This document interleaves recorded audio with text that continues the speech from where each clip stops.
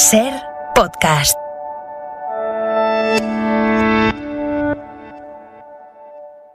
Una leyenda nacida de un antiguo pueblo.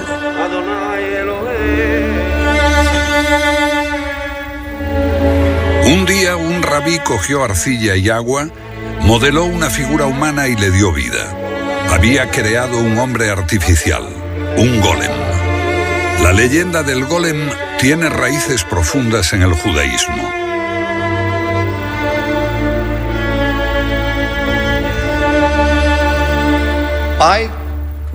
No recuerdo la primera vez que escuché la historia del golem, pero fue en mi niñez.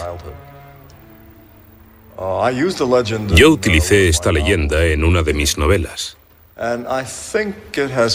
Para mí, representa una metáfora sobre la creación artística. El escritor se halla solo, murmurando sortilegios en busca de la palabra adecuada. Y lo que creemos son golems, seres nacidos de la imaginación.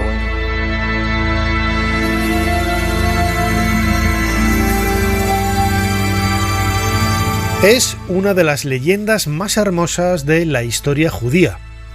El golem, que inicialmente parte de una leyenda de la Edad Media, pero que tal y como la conocemos en la actualidad no va más allá del siglo XIX, realmente es quizá uno de esos referentes que cualquiera que se acerque a las calles de Praga va a descubrir con sorpresa. Hoy lo conocemos a través del mundo del cine, de la literatura, o como escuchábamos en este fragmento de un documental de televisión titulado El Golem del año 2004, en las palabras de Chaim Potok, un escritor judío afincado en Estados Unidos. Es un referente que cualquier ser humano se ha planteado en algún momento de su existencia. El propio hecho de crear vida, el propio hecho de crear, emulando un poco el trabajo de la divinidad, el trabajo de Dios.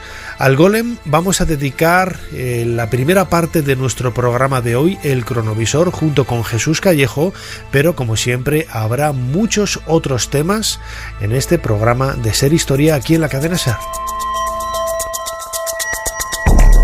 Ser Historia, con Nacho Ares.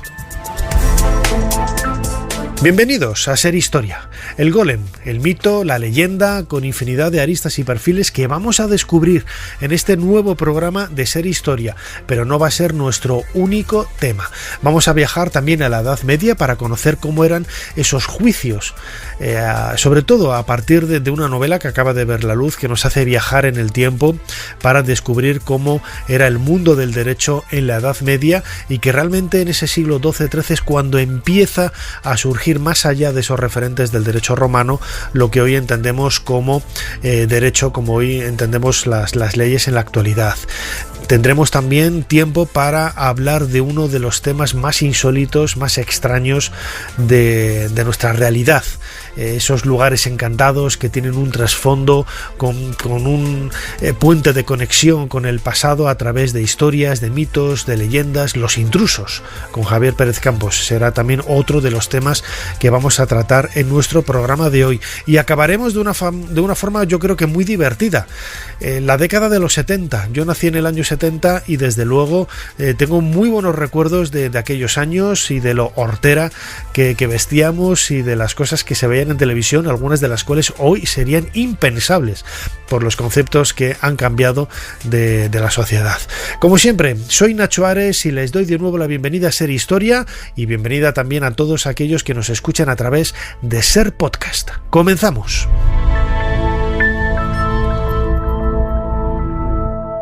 Sigue a Ser Historia en las redes sociales. En Twitter, @SerHistoria. En Facebook, Ser Historia. En YouTube, Ser Historia. Y en Instagram, Ser Historia. Jesús Callejo, una semana más y no es santa. Bienvenido de nuevo a Ser Historia. ¿Qué tal, Nacho? No es santa. Pero puede ser sagrada y mágica, ¿por qué no? Desde luego. Además, el tema de esta semana, el golem, yo creo que lo conocemos mucho, ¿no? Yo lo conozco un poco desde la distancia, ahora aprenderé un montón de cosas contigo, pero tenemos en la retina la imagen de esa película, ¿no? Del cine mudo, uno de los clásicos y, en definitiva, uno de los grandes anhelos del ser humano, ¿no? Crear vida, crear algo que tenga movimiento. Sí, yo creo que ahí está la base del golem y de otro tipo de criaturas que a lo largo de la historia se han atribuido a distintos personajes, que es un poco la idea de crear vida artificial, en definitiva, de intentar ser dioses. Es decir, crear algo, en principio, de una materia inorgánica o inanimada, insuflarle ese hálito vital y crear algo vivo, algo además que sirva para ti, para que sirva un poco a tus intereses, a veces bastante oscuros. Y ahí es donde entramos pues con todo ese, bueno, que además daría para varios cronovisores, ¿no? Esa vida artificial que tiene que ver con los autómatas, con los androides, con los distintos artefactos o dispositivos mecánicos y, por supuesto, pues con los robots. Los robots no dejan de ser una variante de esos golem medievales que están muy asociados, por supuesto, a la teología judía y a las leyendas que se dieron sobre todo en Praga y en Polonia, pero que ha tenido mucha repercusión. Y bueno, pues ahora en este cronovisor, como ya sabes que nos gusta siempre indagar en los intríngulis, en la intrahistoria también, de lo que hay de verdad y mentira, pues podremos incluso adivinar por qué salen estos orígenes, dónde surge realmente, que no es exactamente como nos lo han contado. Pero bueno, yo creo que si ha servido de argumento para distintas novelas, ¿no? Como la de Meyrick, o distintas películas como la de Wegener, todo es porque atrae muchísimo un personaje que en el fondo lo que intentan hacer los judíos, si te das cuenta, es emular un poco al creador cuando crea a Adán del barro, porque el golem, la materia prima, es el barro, es la arcilla a la que luego, en fin, se le utilizan unos rituales, unas fórmulas mágicas para que sirva. ¿A quién? Pues al dueño, al que lo hace. Y ahí es donde está la finalidad. Las finalidades muchas veces es, en algunos casos cuando se hacen autómatas en el pasado, y tenemos muchos ejemplos en la mitología griega y romana, pues eran muchas veces como juguetes de los dioses, que servían un poco pues para asombrar, ¿no?, al fiel cuando entraba en un templo religioso, pero en general es para servir al criador. Y este criador o este genio que ha creado de la materia algo que tiene vida, pues ahí entran los homúnculos, entran los golem y entran los diablillos familiares que tienen mucho que ver con el mundo de la brujería. Bueno, es un aspecto muy singular de la cultura judía, pero que también tiene su trasvase, como vamos a escuchar en alguno de los cortes, ¿no? Quizás es la versión judía de un anhelo que la humanidad ha tenido desde tiempos inmemoriales. Jesús Callejo, crononauta, ¿cuál es la fecha que nos propones esta semana para viajar en el tiempo? Pues no vamos a viajar muy atrás, a pesar de que el golem es medieval, pero sí es una fecha clave para intentar indagar en los orígenes reales del golem. La fecha es el 5 de marzo de 1984.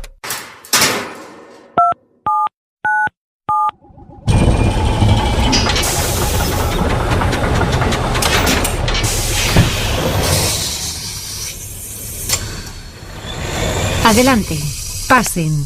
Jesús Callejo les está esperando junto al cronovisor.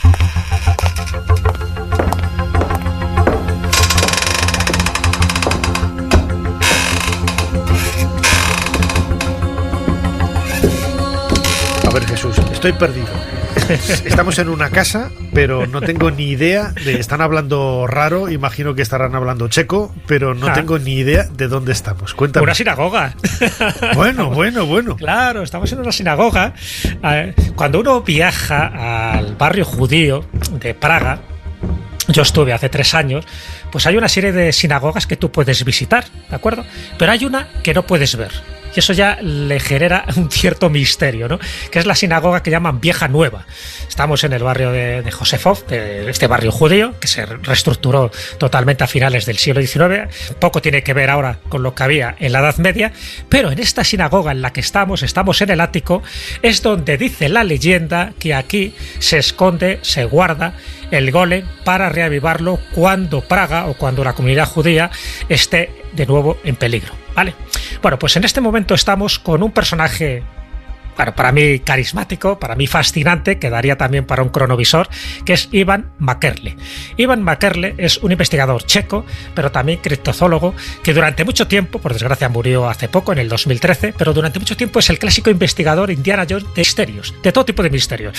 Fue en busca del monstruo del lago Ness a Escocia, estuvo buscando el tigre de Tasmania, estuvo buscando el gusano de la muerte de Mongolia, estuvo también buscando el pájaro elefante de Madagascar. ¿Y encontró alguno de ellos? No, pero es un criptozoólogo, va buscando huellas, va recogiendo información, y muchos de los libros luego se alimentan gracias a estas investigaciones. También estuvo en busca de Agartha, ¿no? De ese reino mítico que estaría en los Himalayas, y cómo no, como buen checo que era, le interesó muchísimo todo lo que había detrás, lo que había de verdad y mentira en el golem. Y como la leyenda apuntaba a un lugar concreto, que es esta famosa sinagoga Vieja Nueva de Praga, como así se llama, bueno, tiene otro nombre en Praga, pero no lo voy a decir porque no estoy ducho en este idioma.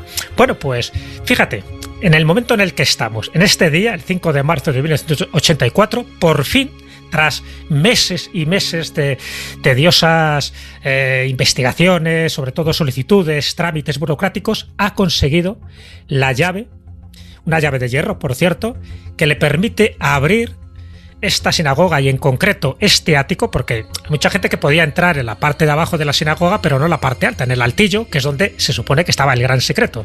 Y ahí la leyenda, y ahora luego resumiremos un poco en qué consiste la leyenda del golem, dice que ahí estaba o bien un golem hecho y derecho, es decir, entero, pero le falta la fórmula mágica para volver a activarlo, ¿no? Para activarlo y para que vuelva a la vida. O bien se puede encontrar parte del barro que sirvió en su momento a un rabino judío para construir, o más bien para fabricar el golem, ¿vale? Una de las dos cosas es lo que intenta encontrar. Bueno, pues le vemos que va en compañía de un rabino, claro, un poco tipo espía para ver lo que hace, porque no deja de ser un lugar secreto, un lugar privado, un lugar también sagrado, ¿no? Y allí que va este hombre, que por cierto luego escribe todas estas pesquisas en un libro que se llama El secreto del golem de Praga, un libro que además tuvo varias ediciones, y va acompañado de un georradar. Ya te digo que Ivan McKerle, siempre que hace una investigación, se documenta muchísimo. Él sabe que allí puede haber muchas cosas o puede que no haya nada, y lo que estamos observando desde una esquinita, ¿no?, de este ático de la sinagoga, lo que estamos observando es que efectivamente va bien equipado, sobre todo lleva el georradar.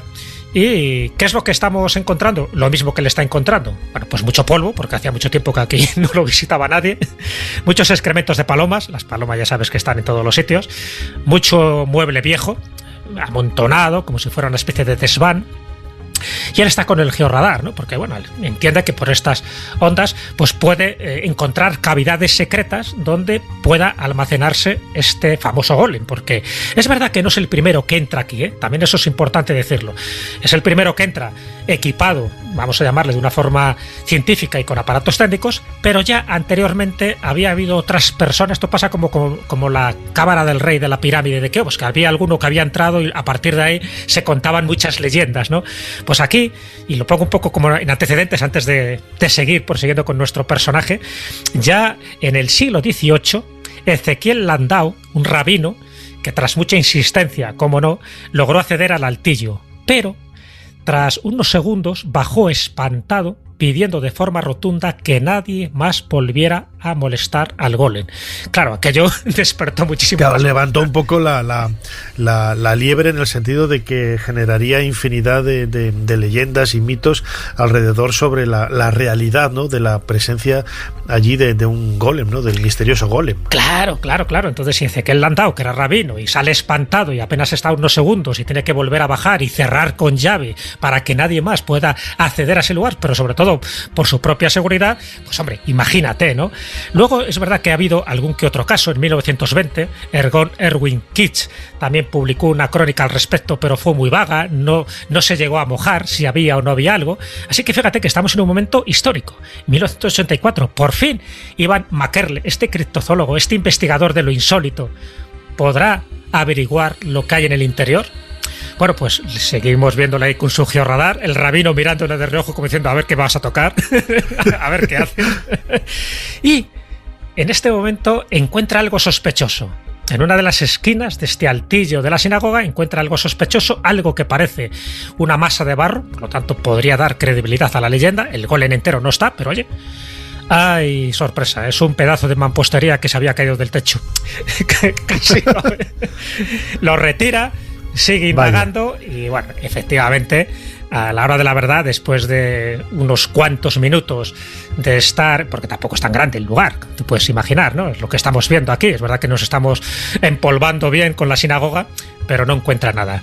La leyenda, en este sentido, no es correcta. No hay nada en este altillo, de esta sinagoga vieja nueva, como así se llama, de Praga, que pueda justificar el que ese golem esté allí desde el siglo XVI, que es cuando de alguna forma se empieza a transmitir la leyenda, aunque luego lo comentaremos con más detalle cuando se pone por escritos en el siglo XIX.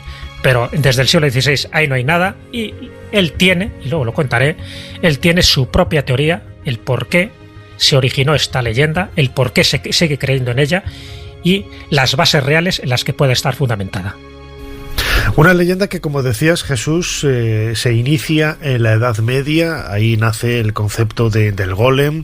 Es la versión judía, por así decirlo, que podemos encontrar en otras culturas, incluso en África, en América, de pueblos que han querido emular a la divinidad, creando un ser vivo, creando en definitiva no tanto un autómata, un androide, sino algo que tuviera vida propia, algo un poco más complejo que la idea de la mecánica. Pero ¿cuál es el origen? Cuéntanos, ¿cuál es el origen de la historia del golem?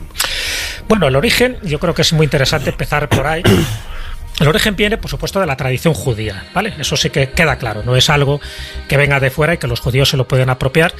Y sabemos que un poco también el origen viene alrededor de esas persecuciones que había contra los judíos, esos pogromos, y donde hacía falta como un valedor, como alguien, ¿no?, que pudiera defenderles y que pudiera, pues, sacarles a veces, pues, de esa discriminación, de esa marginalidad que a veces distintos pueblos les han tenido, ¿no? Y por supuesto, pues esto ocurre en Praga, igual que ocurrió en Polonia.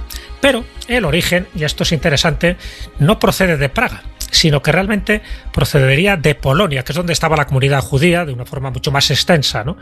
Y el origen vendría en el siglo XIII. Es decir, es verdad que en algunos textos anteriores, ¿no?, como el Yesod Yetzirah, por ejemplo, el libro de la creación, sí aparece ya referencias al golem, pero al golem como el embrión, como esa materia prima por la cual tú puedes insuflar vida, que en el fondo es una reminiscencia del Génesis cuando se crea Adán, ¿de acuerdo? Pero no hay una referencia directamente a que un rabino concreto le dé por hacer las ínfulas del doctor Frankenstein y empieza a crear un monstruito. No. Entonces empezaría un poco en ese siglo XIII, sobre todo con Eleazar de Worms, que era un rabino, pero en este caso de Maguncia, de Alemania, y él es el que ya establece las bases en las que luego se están basando otros, y en concreto la leyenda del siglo XVI. O sea, ya nos tendríamos que ir a la Edad Moderna, pero la Edad Media, en este siglo XIII, Eleazar de Worms establece ya el sistema por el que tú puedes dar vida a este engendro. Por una parte, está claro que es esa masa de barro, además barro del río Moldava, y luego, por rituales mágicos y cabalísticos, no olvidemos que estamos en la tradición judía y la cábala se está basando precisamente en la forma de que todo tiene como un peso, una medida y un nombre, y cada nombre, además, cuando tú le das un nombre a un ser, automáticamente empieza a tener vida, ¿no? O sea, nada existe, nada se puede crear si no tiene un nombre anteriormente. El nombre es lo que da vida, ¿no? Dentro de la cábala, dentro de la gematría, dentro del notaricón, es decir, de los distintos elementos de la cábala, pues hay combinaciones numéricas por las cuales tú puedes insuflar vida a un ser en principio inanimado. Bueno, pues aquí ocurre lo mismo.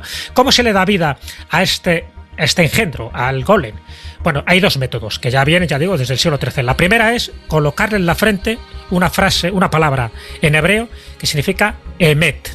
Emet significa verdad. Entonces, a partir de ahí se activa. Cuando tú le quitas la primera letra, el Aleph, se queda en Met, que significa muerto. Entonces queda desactivado. Ese es uno de los procedimientos o de los métodos. Pero el otro es introducirle en la boca un pergamino con el nombre secreto de Dios, con el Shem, que se llama, ¿no? Y además con la combinación numérica de ese nombre secreto de Dios. Entonces automáticamente se activa. Y cuando le sacas ese pequeño pergamino de la boca, se queda inactivo. Entonces son los dos sistemas que son los que luego se utilizan, sobre todo más porque es más espectacular, porque lo ves en la frente, la palabra emet o met, cuando le quitas la letra. Bueno, pues desde ese momento surge ya una combinación de dos cosas. Por una parte, un periodo histórico, que es el siglo XVI, que es en la corte de Praga, en Bohemia, con Rodolfo II, y ya sabemos un poco también toda la historia mágica que rodea la corte de Rodolfo II, y con su gabinete de maravillas, y con los distintos magos y alquimistas con los que se rodeó, con el manuscrito Voynich y tantas cosas, ¿no? Por allí estuvo John Dee, por allí estuvo Edward Kelly, por allí estuvo pues grandes pintores, ¿no?, que hacían auténticas maravillas simbólicas, ¿no? Con todo el argumento mágico que rodeaba la corte de Rodolfo II de Praga. Bueno, pues en ese momento se le junta con otro rabino que existió, además, que tiene una realidad, que es el rabino Yehuda Loev, que nunca se le atribuye nada que tenga que ver con el golem hasta el siglo XIX. Es decir, que desde ese momento estamos viendo, por una parte, una tradición desde el siglo XIII que sí se habla de un golem, cómo se le puede fabricar a través de fórmulas cabalísticas, pero en el siglo XVI se asocia a un personaje histórico, a dos personajes históricos, que es Rodolfo II de Praga, con este rabino, que es verdad que tuvieron un encuentro entre ellos, y con un momento en el que los judíos lo estaban pasando mal, sencillamente porque la corte de Rodolfo II era una corte cristiana, no era una corte judía. Entonces sí que había pues una serie de elementos, de revueltas, donde se les atribuía como chivo expiatorio a los judíos pues distintos males que estaban pasando en Bohemia. Y todo eso es toda una creación literaria y mitológica que surge no en el XVI, sino en el XIX. Pero siempre hacemos referencia al XVI porque así nos lo han hecho creer distintas leyendas. Pero aquí es donde vamos a poner un pozo de verdad.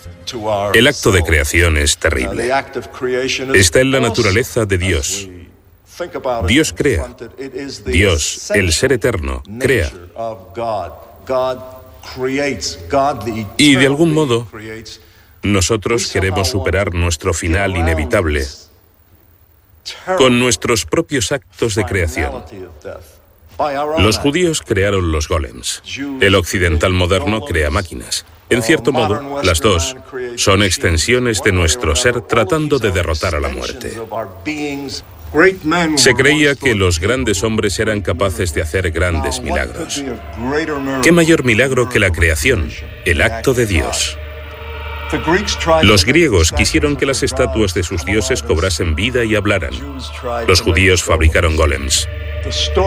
La historia del golem de Praga contiene la secreta aspiración humana de resolver de algún modo el enigma de la creación, de revelar el código de sus secretos.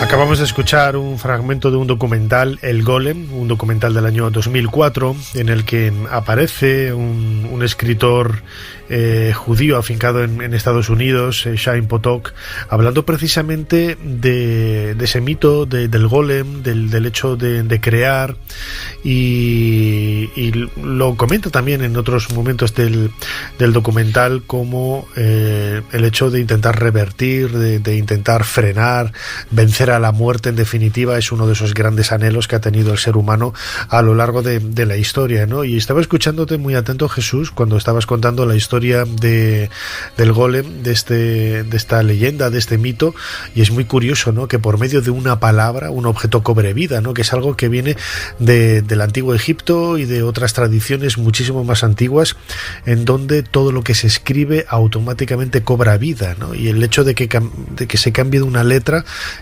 sigue haciendo efectiva la fuerza, ¿no?, de esa palabra, ¿no?, de convertir lo verdadero a convertir en algo en absolutamente muerto, ¿no?, algo sin vida. Qué curioso, ¿no? Sí, porque es el poder de la palabra.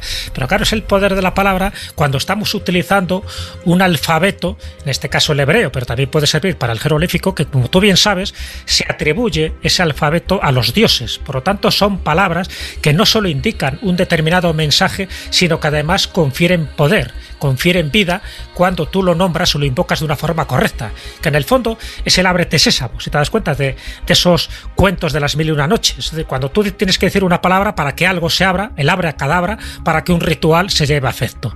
Bueno, básicamente, ya digo, he contado lo que es la génesis histórica de la leyenda, pero ¿qué es lo que cuenta la leyenda? Lo que más o menos se ha transmitido al acervo popular.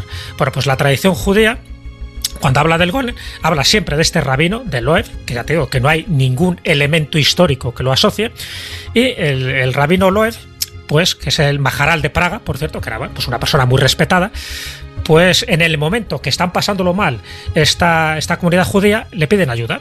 Y entonces lo que hace es que Loev, junto con otros dos rabinos, se dirigen al río Moldava, en checo es el río Vitava, y allí trazan pues lo que ellos quieren hacer, esa criatura. ¿Con qué? Con el barro, que lo forman como una especie de humanoide, dibujan su rostro, dibujan sus piernas, sus brazos, y estos rabinos al final tienen que rodear al golem, es decir, hay un ritual, tienen que rodear durante 7 veces, esas vueltas que tienen que dar, que curioso, siempre un número impar, recitan ciertos ensalmos, ciertos encantamientos, tras lo cual la figura adquiere un tono rojizo, es como si estuviera ardiendo, es como si empezara a ebullir, y cuando se enfría, el mismo rabino Loew lo rodea otra vez 7 veces mientras sostiene una Torá en las manos, y luego los 3 rabinos recitan un versículo del Génesis, que es el versículo donde Yahvé crea a Adán, ¿de acuerdo?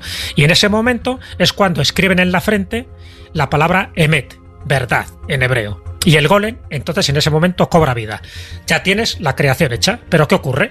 Muy bien, le encargan... Bueno, porque en ese momento hay un niño cristiano que desaparece y echan la culpa a la comunidad judía, diciendo, ya está, han sido los judíos. Entonces, bueno, pues lo que hace el golem es que recupera a este niño y al final, pues se sabe perfectamente que no lo habían raptado los judíos, sino que había sido pues una treta, una argucia para eso, para inculpar a los judíos.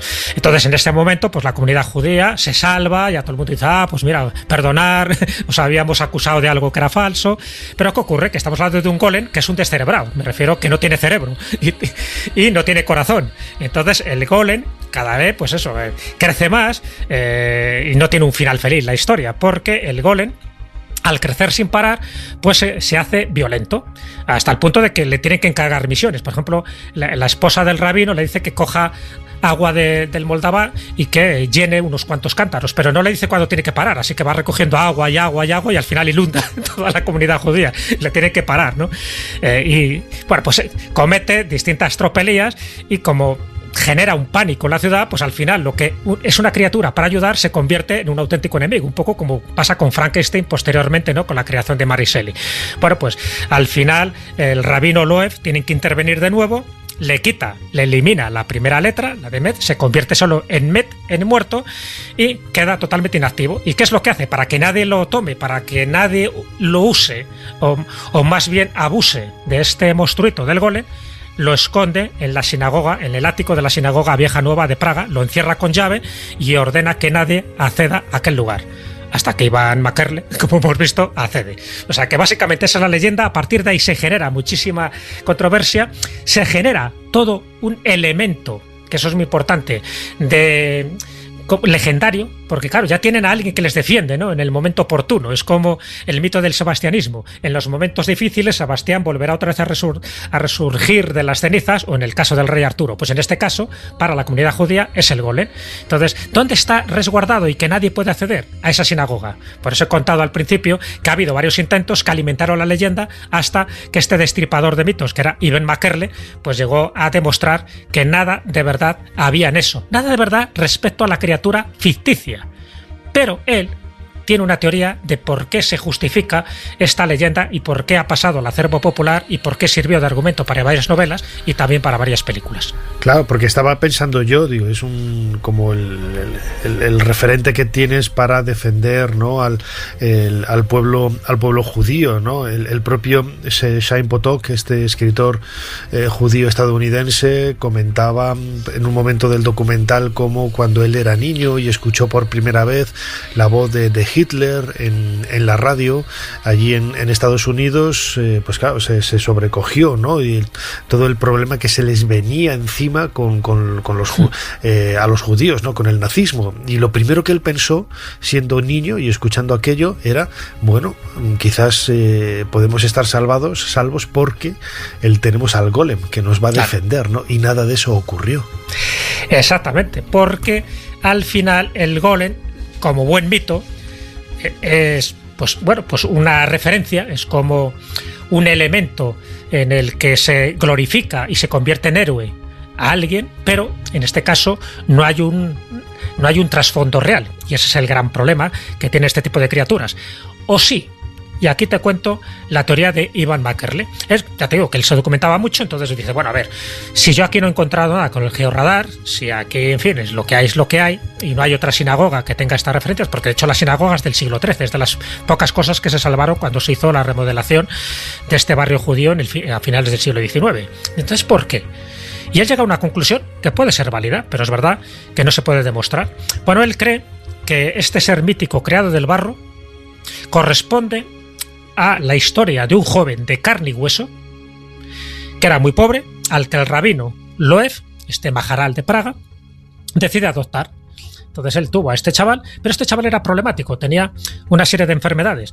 Y el joven, pues eso, comenta o especula que podría haber padecido de epilepsia. Bueno, pues, ¿qué ocurre? Que ese sen, ese pergamino que le mete en la boca al golem, ya te digo que son las dos teorías que hay, o bien la letra que le ponían en la frente, o bien este pergamino con la palabra sagrada que le incorporas en su boca para que se active. Bueno, pues según la teoría de Ivan McKerle, el sen no era un pergamino, sino que era la medicación que le permitía hacer algunos trabajos muy simples, como eso, como recoger agua, ir de un sitio para otro. Además el chavalote debía ser fuertote también, o sea, debía ser ahí un buen bigardo, y eso es lo que con el tiempo fue generando que la leyenda se fuera transformando poco a poco en un ser mítico, en un ser poderoso, en un ser que tú podías activar o desactivar a tu voluntad. Y cuando muere el rabino Loew, pues en lugar de quedar desmentido todo esto, todo lo contrario, se fue aumentando, ¿no? Se fue aumentando como una especie de bola de nieve, hasta el punto de que esta leyenda nace cuando el rabino Loew se le olvida dar la medicación a este chaval, y parece que en estos ataques epilépticos que le daban, pues se comportaba de una forma muy violenta, y esto es lo que, bueno, parece que destruyó como varios puestos, ¿no?, dentro del mercado judío, atacó y agredió a ciertas personas, y esto generó también esa leyenda de que el golem en un momento dado pues se enfurecía, y precisamente por no tener cerebro pues era capaz de hacer cualquier barbaridad. Bueno, pues parece que todo se justificaría con la presencia de este ser humano. Imágenes de un clásico antiguo, una obra maestra del cine que fascina a todas las generaciones, El Golem de Praga. En la tradición judía existen varias leyendas de golems. La más famosa es la de un rabí de Praga que creó uno para liberar a su pueblo de los enemigos de Israel. Pero el golem se volvió contra ellos. El deseo de crear es común a todos los tiempos y a todos los pueblos, y la idea de un monstruo que se nos va de las manos pertenece a la literatura mundial. No es un motivo exclusivamente judío. El golem es la versión judía del tema, pero este es universal. La muerte es la principal tragedia de nuestra especie. Todos sabemos que vamos a morir, y todas las culturas antiguas, como la egipcia, han querido de algún modo vencer a la muerte.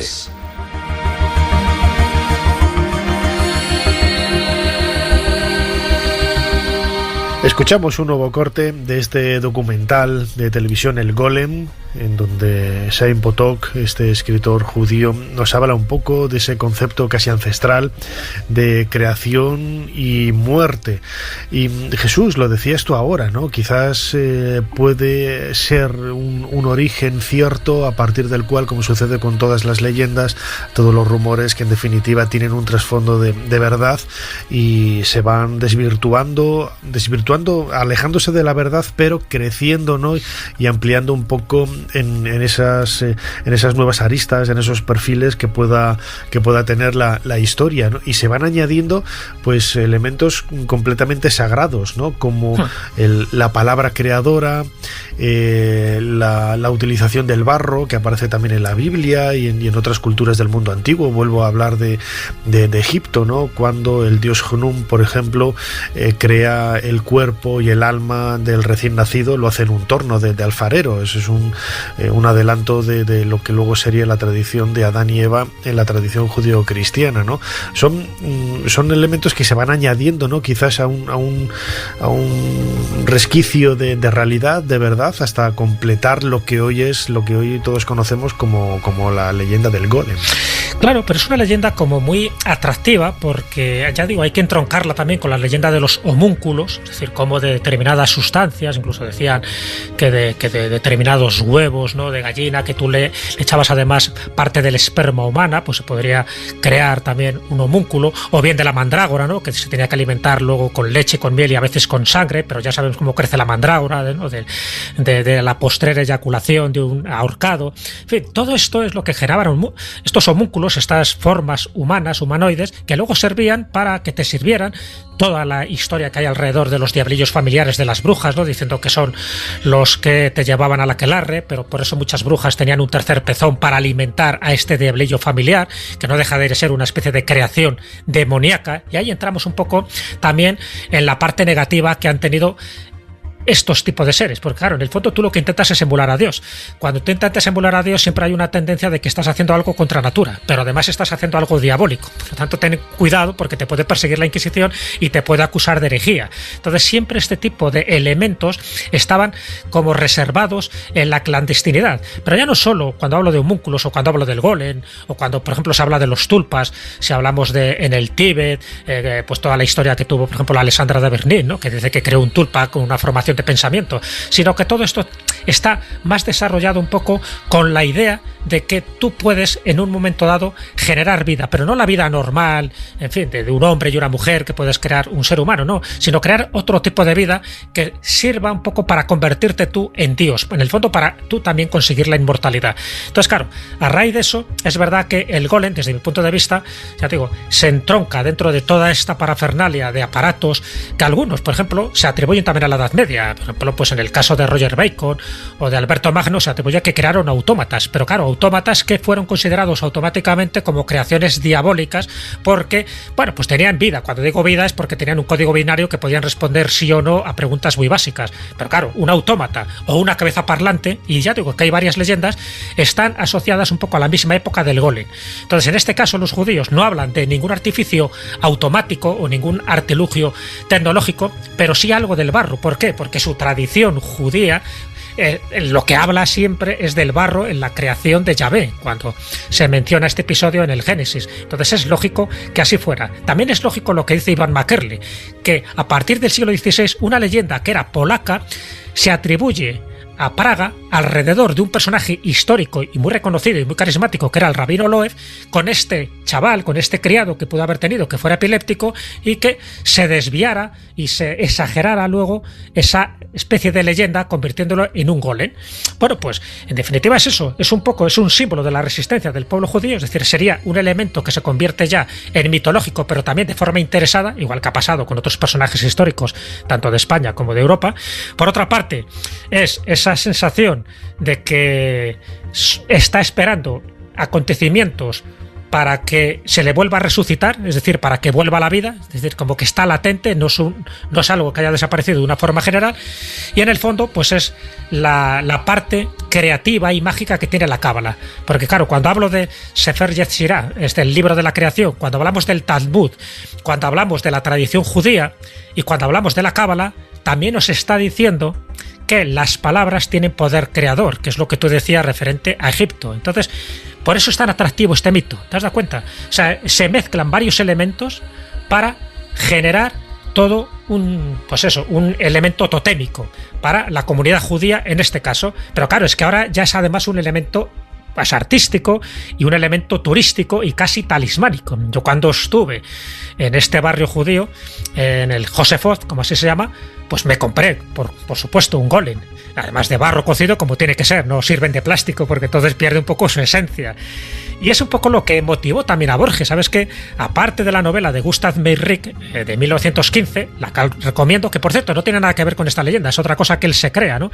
Aparte de la película que hizo este alemán, Wegener, en 1920, que esa sí está basada en la leyenda, sabes que Borges escribió un poema que se llama El Golem, un poema de 1958, y dice una frase que es muy representativa, pero que refleja muy bien el carácter de por qué a día de hoy el golem sigue teniendo este atractivo. Él decía: el golem es al rabino que lo creó, lo que el hombre es a Dios, y también lo que el poema es al poeta. Es decir, es un poco nuestras ansias de dejar algo, de dejar vida, de dejar un elemento para la posteridad, de dejar algo que nos convierta en pequeños dioses. Cuando tú insuflas vida a una materia inorgánica y la conviertes en orgánica. Bueno, pues ese es un poco el fundamento del golem. Pero bueno, para eso hemos tenido que recorrer distintos caminos, distintas historias, distintas tradiciones, para saber lo que puede haber algo de verdad. Y para mí ya digo que la investigación que hizo Ivan McKerley en ese libro que recomiendo y que refleja todas esas investigaciones con esta investigación del golem, pues yo creo que es bastante exhaustiva. Y luego, para terminar, pues Gerson Solem, en la cábala y el simbolismo, escribe, añade un elemento más, diciendo que cada 33 años aparece por la ventana de su cuarto sin acceso al gueto de Praga, como mirada melancólica, como diciendo, a ver cuándo me volvéis a dar vida para volver a hacer de las mías. Bueno, pues ahí tienes el 33, número cabalístico, número mágico. Absolutamente todo lo que rodea alrededor de estas leyendas, de estos mitos, tiene infinidad de aspectos mágicos que, iba a decir, se van copiando de unos a otros, ¿no? Yo creo que es la influencia y quizás ese aspecto más universal del ser humano, en donde vamos a encontrar en diferentes lugares, en distintos lugares de todo el mundo, pues referencias muy similares, ¿no? Porque siempre el ser humano lo que hace es responder con soluciones muy parecidas a los mismos problemas que se van sucediendo y van apareciendo en distintos lugares del planeta, ¿no? Esta quizás es un poco el trasfondo de El Golem, el tema que hemos querido tratar esta semana con Jesús Callejo en el Cronovisor. Así que, Jesús, como siempre, muchísimas gracias una vez más. Nos vamos a desempolvar estas ropas de la década de los 80 para salir de la sinagoga y volver a la realidad. Y lo dicho, muchísimas gracias una vez más por habernos ayudado a hacer un poquito más de historia. Nada, muchísimas gracias a ti, y me voy con mi golem a otra parte que, como ves, está comprado, como no, en la judería de Praga. Como tiene que ser. Un abrazo muy fuerte. Un abrazo.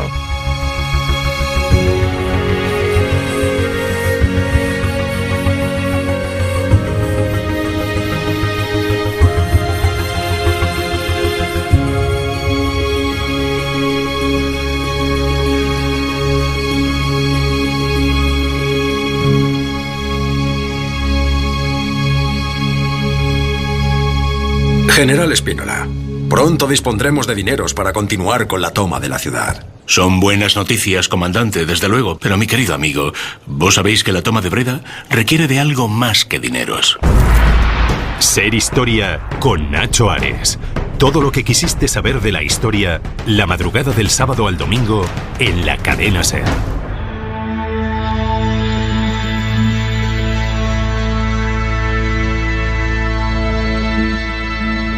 Dado que los testimonios jurados son contradictorios, conforme a los usos de esta tierra, el tribunal ha decidido someter la cuestión a una ordalía.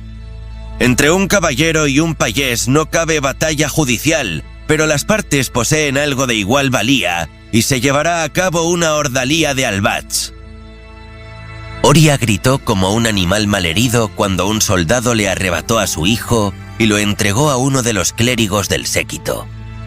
Ambos infantes apenas habían cumplido el año de edad. Ramón, ceñudo, miraba la cisterna llena de agua. El cielo plomizo amenazaba lluvia, incluso nieve, y las madres, estremecidas, abrazaban a sus pequeños por instinto. Varios clérigos rezaban inclinados sobre los dos niños, al tiempo que otros dos les quitaban las mantas. Descubiertos, el frío los hizo llorar mientras su delicada piel adquiría un tono rojizo. La gente exclamó espantada cuando los alzaron desnudos. El hijo de Oria de Tramuntana y la hija de Ramón de Corviu representan los intereses de sus respectivas casas. Como dicta la costumbre, el niño que se hunda en el agua será el elegido por Dios, y el que no lo haga será el condenado.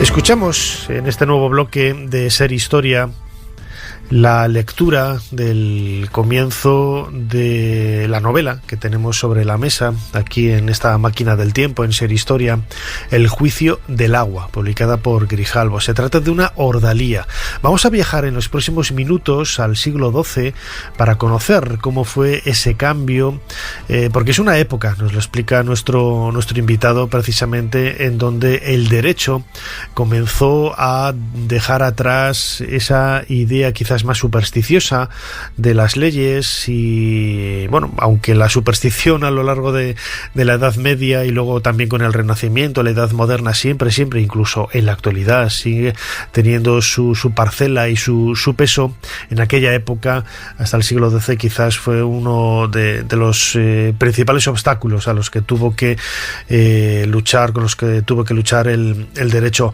Juan Francisco Fernández, bienvenido de nuevo a Ser Historia. Hola, ¿qué tal? Encantado de estar con vosotros de nuevo. El juicio del agua, publicado por Grijalbo, es tu nueva novela y además tocas un tema que te llega muy de cerca, ¿no? Porque tú eres abogado y conoces muy bien la historia del derecho. Yo he hablado de la ordalía, que entra, como yo decía, un poco dentro del mundo de la superstición, de esos juicios a partir de supersticiones, incluso que se hacían mucho durante la época de la Inquisición. Pero ¿cómo tenemos que entender? ¿Cómo nos podrías definir y explicar un poco esta ordalía que acabamos de escuchar? Pues ha sido un viaje fascinante, ¿no? Y he tenido que conjugar mi afición a la historia y mi formación, porque me he tenido que zambullir en leyes, fueros y todo tipo de normativas de la época, y precisamente ha sido lo sorprendente, ¿no? Estas ordalías que que asimilamos a la superstición están en las leyes, es decir, igual que hoy en día encontramos cualquier norma, oye, si robas la pena es tanto, pues entonces decía, ante esta situación se procederá pues a un juicio del agua, una ordalía, que era en este caso sumergir a dos niños. Técnicamente se llamaba la ordalía de Albach, era sumergir a 2 niños en agua que se había bendecido con sus exorcismos, así los llaman ellos y así está registrado, y aquel que se hundía en el agua era el que Dios había abrazado, y por tanto la postura que defendía quien había aportado a ese niño era la que prevalecía respecto de la otra. Lo más curioso es que ese tipo de ordalías no buscaban la verdad, lo que buscaban era el favor de Dios. Y esto es un poco, se incardina en la manera de pensar de ese hombre medieval, ¿no? En una sociedad centrada en la violencia, en la guerra, dominada por guerreros y caballeros, pues la vida era efímera, la vida era un campo de batalla, ibas al campo de batalla y aunque fueras el ejército que iba a vencer, pero una flecha perdida, es decir, la vida y la muerte dependía de Dios. Esto se traslada en la Edad Media a la sociedad y se traslada a la ley, ¿no? Y entonces, en muchos dilemas se sometían a este tipo de juicios en los que se dejaba en manos de Dios que Dios echara los dados y que decidiera, sin importar realmente quién tuviera razón, dónde estaba la verdad. Entonces, lo fascinante que yo encontré, y por eso decidí escribir la novela, fue el cambio, ¿no? Una gesta heroica de la humanidad por cambiar eso y volver de nuevo a juzgar basándose en la razón y basándose en las leyes, que es lo que habían hecho los romanos hasta que el imperio se hundió. Quizás ese condicionamiento de la superstición como elemento predominante a la hora de hacer justicia viene dado también por lo que comentas, ¿no? La caída del Imperio Romano, la pérdida de ese horizonte y también por el crecimiento de la Iglesia, ¿no? El cristianismo, la religión, ¿hasta qué punto pudo marcar un poco esta desviación del derecho de la línea correcta? Yo realmente no he encontrado que la religión fuera realmente el motivo por el cual se empezaron a hacer estas pruebas.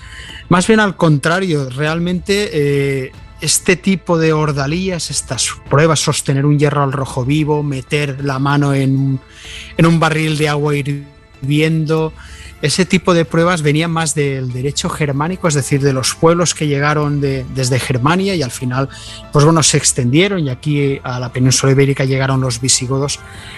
Mezclaron el derecho romano local, el que teníamos aquí, que éramos parte del imperio, con ese tipo de derechos.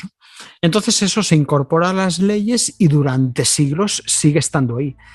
Y es precisamente cuando en el siglo XII se produce el cambio, se produce un descubrimiento trascendental, que realmente está tejido de leyenda, está vuelto en misterio. Hay una leyenda en torno a cómo se redescubre ese antiguo derecho romano.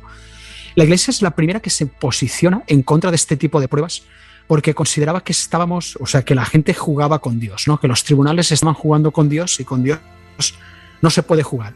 Lo curioso es que después sí que es cierto que la Inquisición vuelve de nuevo a hacer este tipo de pruebas, pero en el siglo XII sí que vemos que los canónicos, ¿no? Los juristas del derecho canónico se posicionan en contra, ¿no? De hacer este tipo de pruebas y exigen, ¿no? que se juzgue con base a leyes más razonables.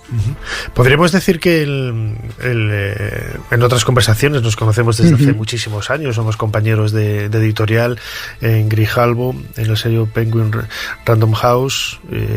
Esta novela viene condicionada un poco por tu amor a la historia, y no solamente a la historia, sino a la historia del derecho, porque lo has explicado ahora muy bien.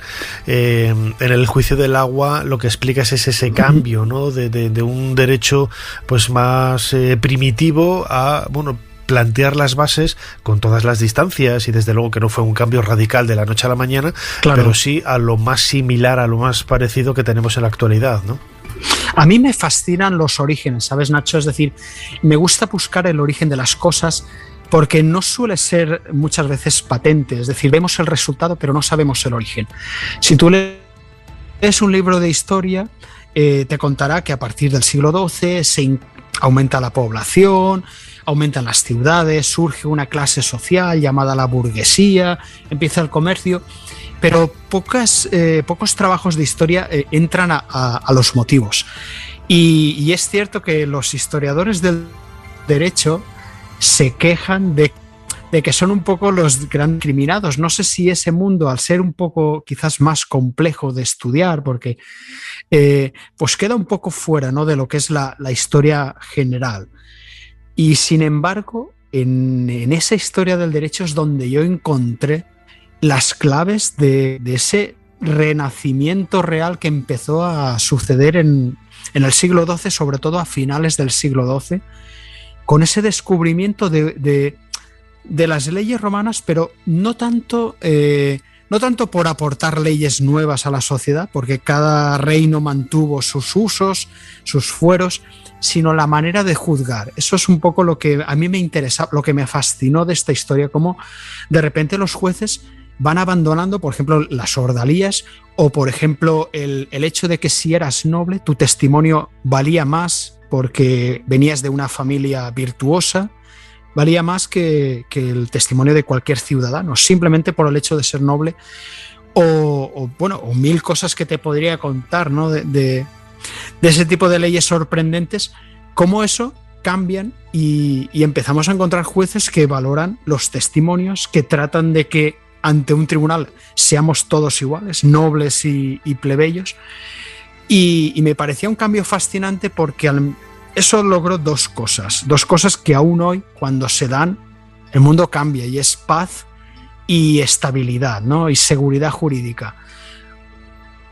Cuando un comerciante supo que en Barcelona mercancía tenía leyes a que atenerse y no iba a ser un poco, pues eso, si era noble tenía más poder o lo sometíamos a una prueba, cuando ese mercader supo que tenía seguridad, fue a comerciar a Barcelona. Lo mismo ocurrió en Génova, lo mismo ocurrió en Pisa y lo mismo ocurrió en muchas ciudades del orbe, y eso es lo que provocó realmente eso que leemos, ¿no? Nació la burguesía, eso nació porque se logró la paz y se logró cierta estabilidad. Y hubo gente que lo logró.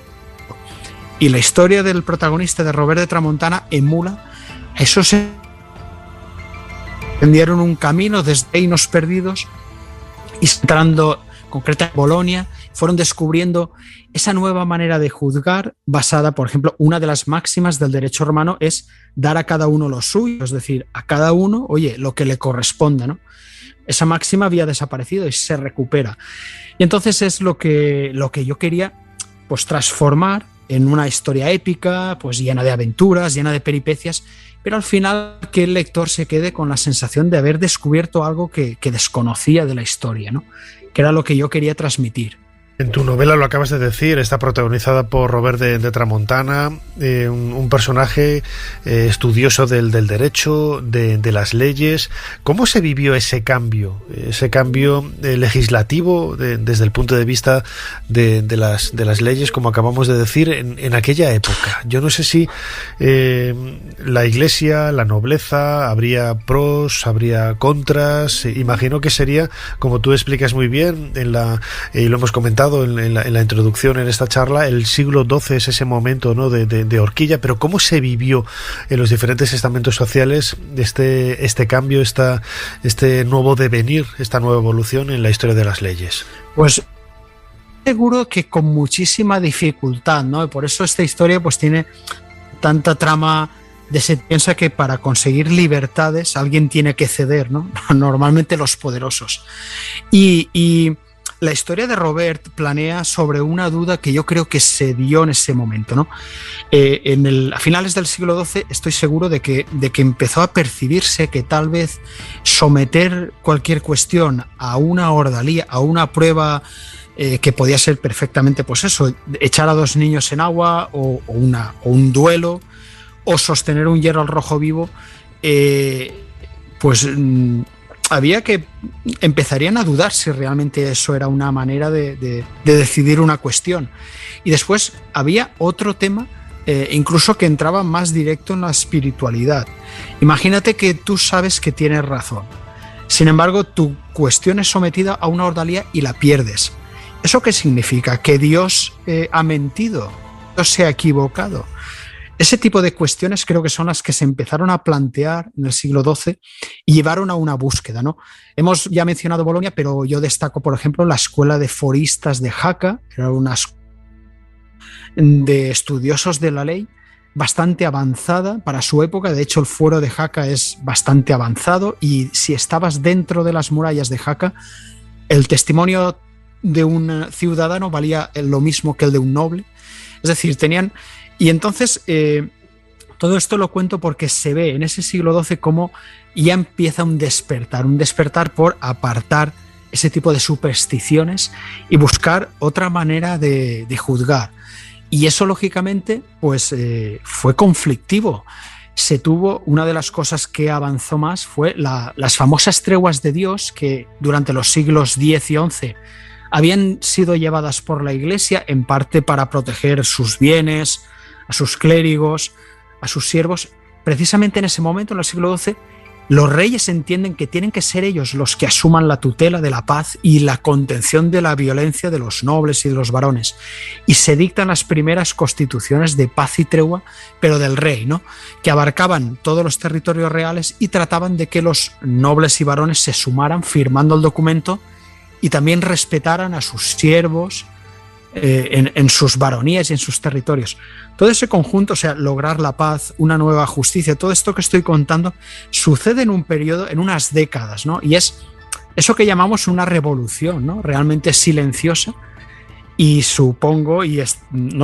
decir, salen los libros que hubo rebeliones, hubo nobles que no quisieron aceptar ese tipo de limitaciones a su poder, y se tuvo, ¿no?, que lidiar con todo ese tipo de problemas, pero la humanidad los logró vencer, ¿no? Y los logró vencer gracias a esta gente que aprendió otra manera de hacer justicia, y sobre todo que pensó en los más débiles, ¿no? Y a mí me fascinaba un poco todo aquello que ocurrió, y sobre todo lo desconocido y lo original que podía ser convertirlo en una novela, ¿no? Y de ahí viene El juicio del agua.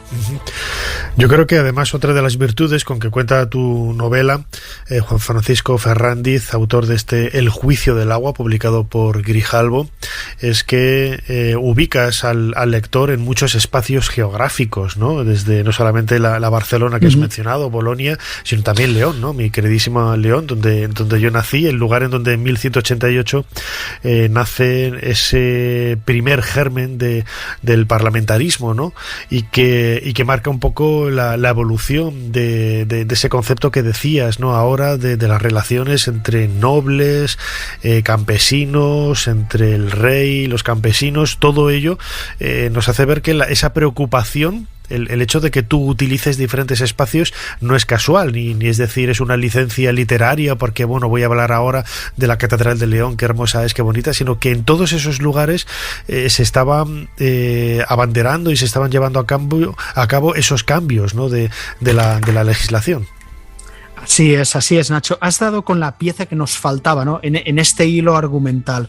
Yo escogí Barcelona porque, de hecho, los estudiosos de toda Europa vienen a Cataluña a estudiar el feudalismo porque ahí se dio uno de los feudalismos más duros y violentos, ¿no? Era un buen sitio para mostrar ese contraste, pero al mismo tiempo había muchas más cosas que contar para comprender el hito histórico que supuso, ¿no?, aquel momento. Y una de las cosas fue conocer, como he dicho, la Escuela de Foristas de Jaca, y otra, viajar a León y estar justo ese día que de 1188, en el cual pasó algo que también cambió el mundo. Se dejó por fin participar a los representantes de las ciudades en esas cortes, y eso es el embrión de las democracias actuales. Aquí estamos hablando de embriones de las democracias actuales, del embrión de los derechos humanos.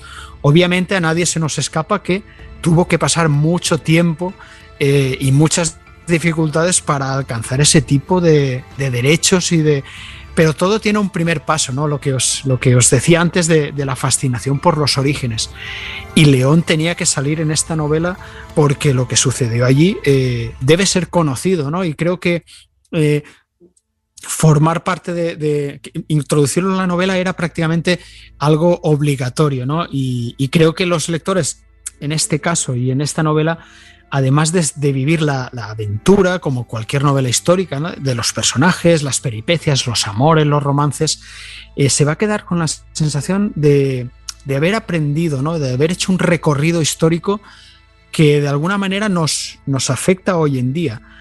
Yo, si quieres, si me permites que te cuente una pequeña anécdota, está relacionada. Sí, claro que sí. Y es claro que sí. Cuando sufrimos el confinamiento, ¿no?, hace este año pasado, yo estaba haciendo las correcciones del juicio del agua y se me ponía la carne de gallina porque, sin hacer spoiler, ¿no?, pero cuando nuestro protagonista Robert regresa a Barcelona ya con su formación, aconseja sobre, van a perder la casa muchos ciudadanos de Barcelona, y él en su primera sentencia aplica un principio del derecho romano, y justo ese principio del derecho romano es el que ha salvado miles y miles de comercios, de arrendatarios en España. Es decir, derecho romano, las soluciones del derecho romano en el siglo XXI, en plena pandemia, salieron al paso para tratar de cambiar una situación que se estaba convirtiendo en injusta. Claro, es el mismo principio, lo estaban empezando a usar los abogados el año pasado, ahora ya después salió un decreto para ese problema que tenían locales de negocio y tal, pero ese enganche, ¿no?, en 2000 años recuperó, y en el siglo nos hemos salvado, ¿no?, muchas familias, mucha gente era que a mí, bueno, la verdad es que me emocionó y vi una novela en sí. Podemos decir que no es útil, ¿no?, simplemente es un instrumento para entretenernos y tal, pero yo noté que había algo útil en el juicio del agua, ¿no? Y hoy me impulsó aún más para terminar de cerrarlo y que pudiera la gente verla. La recomendamos desde aquí, porque como dice nuestro invitado, Juan Francisco Ferrándiz, es una novela que nos va a hacer viajar en el tiempo y nos va a hacer proyectar también nuestra propia realidad, el presente, y cómo en algunos aspectos no hemos cambiado tanto, no hemos cambiado mucho en estos últimos 1000 años. El juicio del agua. El juicio del agua es el título del último trabajo publicado en Grijalbo por nuestro invitado Juan Francisco Ferrándiz. Juan Francisco, como siempre, muchísimas gracias una vez más por habernos ayudado a hacer un poquito más de historia. Pues muchísimas gracias a vosotros y, como siempre, un verdadero honor compartir unos minutos contigo y todos los oyentes, precisamente eso, haciendo historia.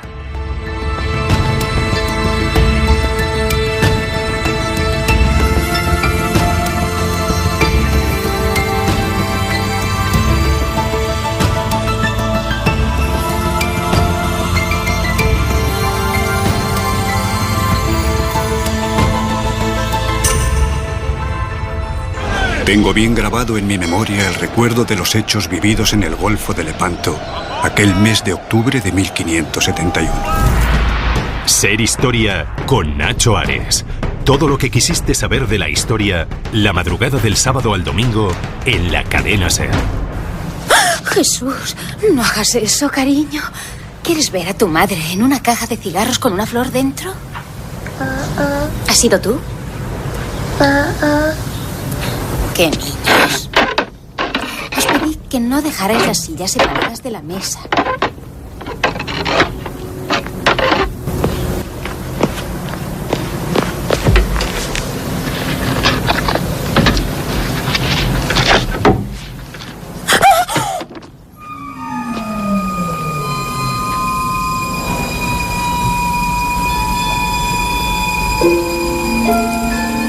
La gente de la tele.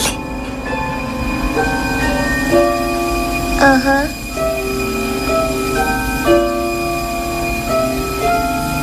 ¿Tú los ves?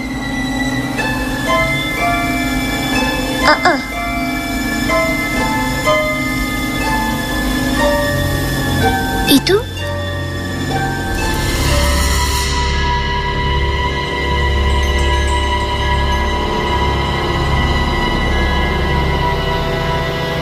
Se trata de uno de los clásicos, iba a decir del cine de terror, pero me atrevería a pensar que quizás con Poltergeist en la década de los 80 se abrió un nuevo género en donde lo intangible, esas experiencias que creamos o no, todos las hemos vivido o conocemos a alguien en nuestra familia que las ha protagonizado o ha sido marcado de alguna forma por ellas, como digo, a partir de los años 80 con esta película Poltergeist, quizás la visión que tenemos de esa otra realidad que tiene también su trasfondo histórico, como vamos a abordar en los próximos minutos aquí en Ser Historia, pues ha cautivado a millones de personas. Sobre la mesa de nuestra máquina del tiempo tenemos el último trabajo, Los Intrusos, publicado por la editorial Planeta, de nuestro buen amigo Javier Pérez Campos. Javier, bienvenido de nuevo a Ser Historia. Hola Nacho, encantadísimo de estar contigo, como siempre, es un placer. Ya estuviste con nosotros hablando de Los Otros, de Los Guardianes, y ahora sacas la tercera entrega de esta suerte de trilogía, Los Intrusos. ¿Quiénes son realmente los intrusos? Bueno, estaríamos hablando de figuras con las que convivimos, de las que sabemos muy poco, que a veces se manifiestan en hogares, otras veces en castillos que visitamos, en hoteles en los que pernoctamos, en edificios de todo tipo, pero especialmente me interesaban los que habitan en casas cotidianas, ¿no? Casas como la tuya y la mía, y en el fondo el nombre es un juego también en el que uno no sabe muy bien quién es el intruso, si este fantasma, como podríamos denominarlo, que aparece ante nosotros, o si los intrusos somos nosotros, que en realidad hemos invadido sus espacios, los lugares que ellos habitaron antes que nosotros. Por eso me gustaba la ambigüedad un poco del título y de eso hablo en el libro, ¿no? De si sabemos o si conocemos la historia de los lugares que habitamos. La portada del libro es fascinante, es una suerte de caserón antiguo, el concepto, el arquetipo, me atrevería a decir, de casa encantada. Pero ¿cuándo nace esta idea de casa encantada? Ya en otra ocasión estuvimos hablando de algunos autores clásicos, como Plinio, hace 2000 años, que hablaban precisamente de esos lugares encantados, ¿no? Que lo podemos ver como algo muy reciente en el tiempo, pero si vamos atrás vamos a encontrar precisamente muchas referencias en este sentido, ¿no? Efectivamente. De hecho, la casa encantada por antonomasia ya existía, por ejemplo, en esos textos de los que tú hablas en la antigua Grecia, ¿no? Plinio el Joven recogía la historia que se ha contado muchas veces de Atenodoro de Tarso, el filósofo, que compra una casa demasiado barata, sospechosamente barata, que no sabe la historia, pero empieza a ser testigo de la aparición de un viejo herrumbroso, de un fantasma con cadenas que empieza a marcarle un lugar concreto en el suelo, y cuando Atenodoro de Tarso le sigue y a la mañana siguiente cava en ese lugar que le señalaba el fantasma, descubre el esqueleto, ¿no?, de un anciano que había sido mal enterrado. Y al darle un entierro digno, el anciano deja de aparecerse y la casa vuelve a la normalidad. Esta historia es la gran historia que se ha contado miles de veces. Es la historia de Poltergeist, ¿no?, de esa familia que sin saberlo está viviendo encima de un cementerio indio. Y este arquetipo del cementerio indio bajo los cimientos es algo muy habitual en Estados Unidos y que Steven Spielberg, para escribir el guión de Poltergeist, conocía muy bien, ¿no? Y ya sabía de esas historias de casas construidas sobre antiguos camposantos de los antiguos habitantes de estas tierras. De hecho, Steven Spielberg se basa en una historia real.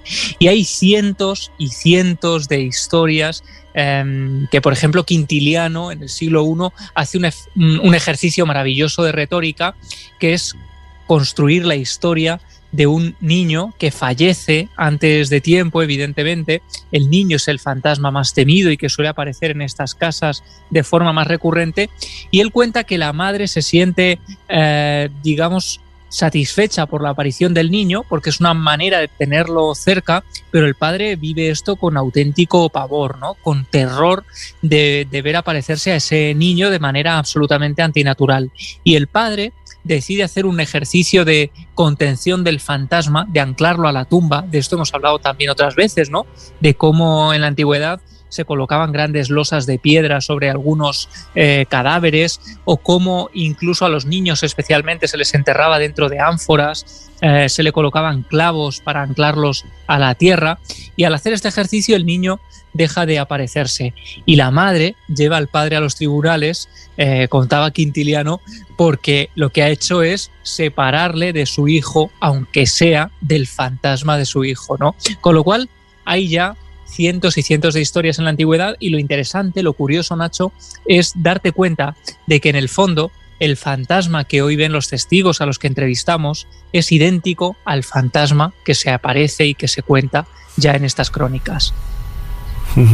Estas crónicas, que son las que van, bueno, pues absorbiendo quizás la historia de un lugar, que precisamente lo que te iba a comentar, ¿no? Este tipo de fenómenos están basados en historias, algunas de ellas legendarias, ¿no? Pero hay otras que, bueno, pues tienen su trasfondo de realidad. Tú lo comentas en algunos casos en tu libro, Los intrusos, y entra un poco dentro, yo sé que a ti te gusta mucho la antropología, y cuando hemos tratado estos temas contigo aquí en Ser Historia lo hemos hecho siempre también desde un punto de vista histórico y antropológico, ¿no? Pero estos lugares se convierten en lugares mágicos, en lugares de fenómenos paranormales, al igual que sucede con muchos espacios sagrados, que realmente allí no sucedió nada, pero es la gente con esas peregrinaciones y ese apego a considerar un espacio sagrado quienes acaban revirtiendo, ¿no?, la historia del lugar y lo convierten en algo absolutamente, pues, paranormal o sagrado. Yo no sé si te has, a lo largo de tu investigación, te has encontrado con algunos de estos lugares en donde puedes decir, digo, es que aquí realmente no pasó nada, pero la proyección que hace la gente que ha ido visitando ese espacio durante generaciones o siglos acaban de convertir un espacio en algo absolutamente extraordinario. Bueno, ocurre en los dos sentidos, ¿no? También en el contrario, gente que se siente absolutamente espantada por lo que se relata de un lugar, ¿no? Y produce tanto pánico que yo recojo, por ejemplo, algunos casos en un pueblo muy cercano de Ciudad Real, donde yo vivo, donde la gente se cruza de acera al pasar por la casa porque no quieren mantenerse cerca, porque hay una sensación de desagrado popular hacia ese lugar, y es un sitio por el que nadie quiere pasar, ¿no? Porque siente que prácticamente podría tragarse la buena suerte si esto fuera posible. Y por el lado contrario, pues un ejemplo que se me ocurre es Amityville, la casa encantada por excelencia, la casa más mítica posiblemente, y que precisamente ahora ha muerto Ronald DeFeo, ¿no? El asesino que en los años 70 masacra a toda la familia en esta casa de Long Island, en Nueva York, Estados Unidos, y después de matar a toda la familia, él empieza a decir que unas voces le ordenaron asesinarles a todos. Fue habitación por habitación con un rifle, matando a sus padres y a sus hermanos, 6 víctimas mortales de este ataque de locura. Él ha muerto en la cárcel ahora, más de casi 40 años después de cometer los asesinatos, y desde ese momento la casa queda marcada, ¿no? La casa es como un emblema del malditismo, del horror. Se publica el libro Aquí vive el horror, de Jay Anson, contando la historia posterior de la familia que va a vivir allí, y solo aguanta 28 días, porque cuentan que empiezan a vivir toda una serie de fenómenos extraños, enjambres de moscas, líquidos viscosos que salen de los aseos, un sacerdote que acude a bendecir la casa y tiene que marcharse de allí, el padre Mancuso, porque escucha unas voces que le gritan que se marche del lugar. Los Lutz, que es esta familia que solo aguanta 28 días de terror, se marchan del lugar y allí llegan los Warren a investigar. En fin, hay después toda una serie de incógnitas sobre lo que pasó, lo que no sucedió, si hubo exageración en lo que se contó en el libro de Jay Anson, pero lo que es cierto es que hay toda una serie de peregrinaciones habituales a la casa. Todos los que vivieron allí después estaban hasta las narices, ¿no?, de encontrarse continuamente con multitudes de curiosos a las puertas. Llegaron a cambiarle el número a la casa, llegaron incluso a modificar sus ventanas, porque tenía unas ventanas, tú recordarás, muy particulares, como si fueran ojos, ¿no? Y cambiaron la estructura para despistar a los turistas. Digamos que los responsables de esta zona de Amityville evitaban incluso los equipos de grabación, siempre han llamado a la policía. En fin, esto es muy interesante porque en el fondo muestra el fenómeno sociológico que se construye alrededor de un caso y que con el paso del tiempo pues termina convirtiéndose en un auténtico mito. Lo acabas de decir, ese fenómeno social es una vez más quizás el gran interrogante que tiene el ser humano, ¿no? Tenemos una serie de capacidades para percibir cosas que los 5 sentidos no ofrecen una explicación, es decir, somos mucho más complejos de lo que pensamos. Y si estoy convencido también, ¿no?, como decía al principio, muchos de nuestros oyentes dirán, bueno, por estas a lo mejor son pamplinas, son estupideces, pero ellos seguro estoy convencido ahora cuando nos estén escuchando que recordarán alguna experiencia extraña, insólita, inexplicable que han vivido quizás en el momento, ¿no?, de fallecer un ser querido, ese contacto último a distancia, esos mensajes, quizá, sobre todo las sensaciones, ¿no?, que se tienen al estar en un lugar y que son comunes, ¿no?, a muchos de los testigos que van a estos emplazamientos. Javier, autor de Los Intrusos, quizá el ser humano interactúa de una forma por ahora inexplicada con estos lugares y es capaz incluso de percibir sin conocerla la historia que se ha vivido ahí. Claro, a mí lo que me interesa además, más allá del fenómeno en sí, es decir, uno puede interpretar la aparición de la manera que quiera, incluso de acuerdo a sus convicciones religiosas. Alguien que veía en la antigüedad, en la Edad Media, por ejemplo, una mujer de cabellos rubios, después la interpretará, si quiere, como una aparición mariana, ¿no? Pero lo que es innegable es que en esos lugares siempre han sido lugares de contacto, lugares donde la realidad se cruzaba de una manera o de otra, y hay muchas interpretaciones, desde lugares de poder sin más, donde la mente divaga de una manera especial, quizá por la energía de estos sitios que favorece que se produzcan determinado tipo de alucinaciones, si queremos llamarlas así, a que la mente, y esta sería otra opción, comunica en determinados momentos con algo. Y eso es lo interesante. A mí, en el libro, yo reflexiono sobre si los lugares que habitamos nos hablan, si las casas pueden hablarnos y querer contarnos su historia. Y qué interesante cómo a veces los fenómenos que suceden en un lugar se relacionan después con la propia historia, con el pasado del lugar, sin que los testigos a veces conozcan o tengan esa información, ¿no? Y en el fondo esto nos hace descubrir nuevas cosas. Hay un caso, por ejemplo, que yo cuento en el libro, de un hombre, un anticuario muy reputado en Málaga, que alquila un cortijo en Coín y empieza a tener una serie de pesadillas recurrentes que tienen que ver con un armario en la habitación en la que él duerme. Después, varios amigos tienen también sensaciones muy similares y percepciones que proceden, cosas que proceden de ese armario.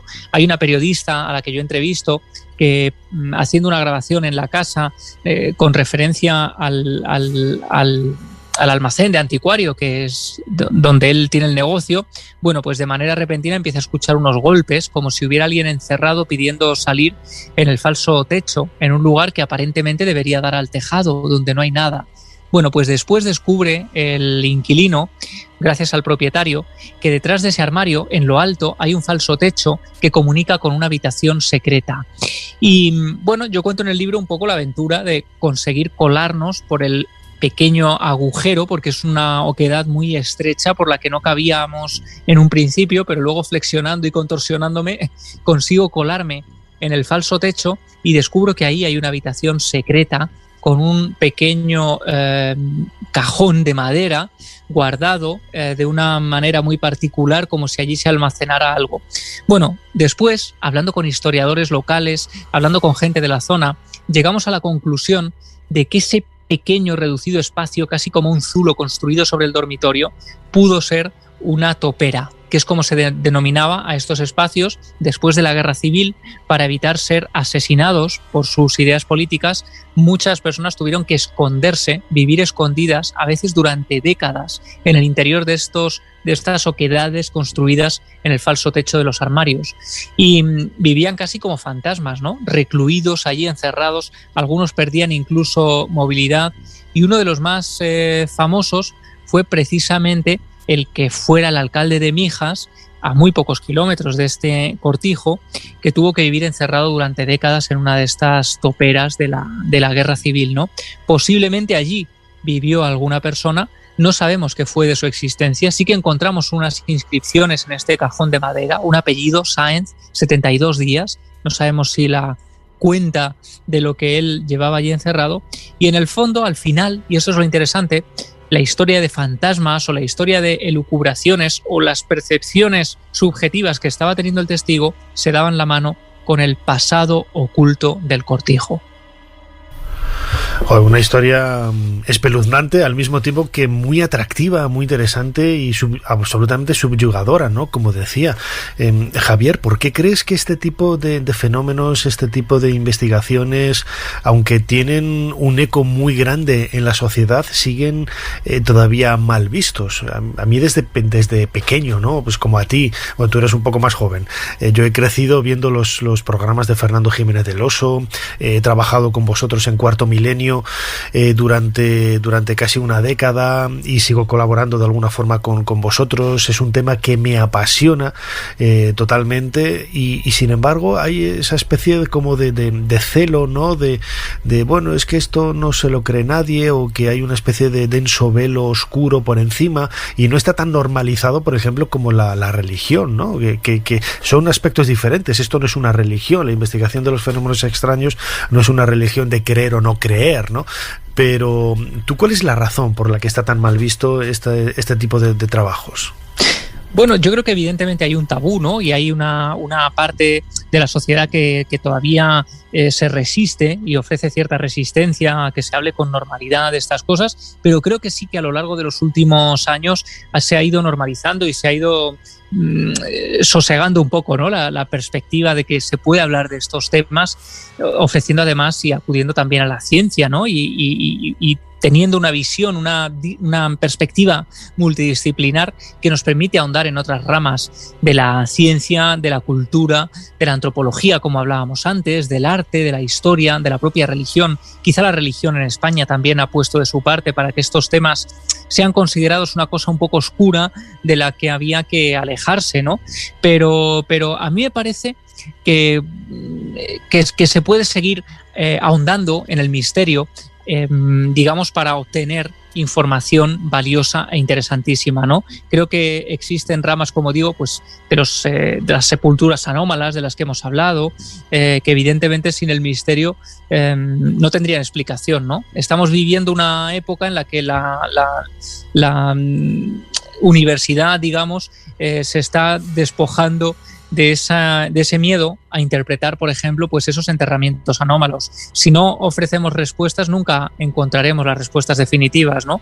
Y aquí lo interesante, creo yo, es que estas investigaciones nos permiten ahondar en los miedos más ancestrales, en las grandes preguntas que nos llevamos haciendo prácticamente desde el origen de la conciencia, y que, bueno, pues yo cuento algunos casos que me permiten asomarnos, casi como si corriéramos el velo de la historia, en los miedos ancestrales, en costumbres antiquísimas, casi olvidadas, y que de alguna manera, pues con estas investigaciones puedes volver a hacer resurgir.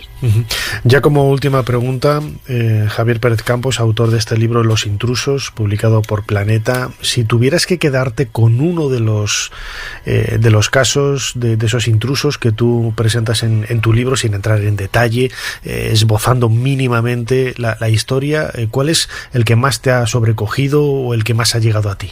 Pues mira, quizá el más inquietante por todo lo que descubro después, y que es una tradición preciosa también, pero un poco bueno, oscura, es la que tiene que ver con un palacio en Jerez de la Frontera, un palacio que había sido cárcel de la Inquisición, que había tenido mucha historia. En las casas cercanas, al hacer obra, habían aparecido huesos en los cimientos, en fin, todo un clásico, ¿no? Como este caso de Poltergeist con el que empezábamos. Pero lo interesante es que se hablaba de una niña que aparecía correteando en la tercera planta, que algunos vecinos de la zona habían visto asomada a las ventanas cuando no había nadie en el palacete, porque el palacio no está habitado. Bueno, pudimos entrar allí, estuvimos investigando con nuestro querido Aldo Linares, por ejemplo, ¿no? Caminando por esta zona, y a mí lo que me llamó la atención es una foto antiquísima, una foto en blanco y negro de una niña que miraba directamente a cámara, una foto de principios del siglo XX, y yo no sé muy bien por qué, quizá buscando información o algún detalle sobre esta niña, su nombre, algún apunte detrás de la foto, decido desmontar el marco.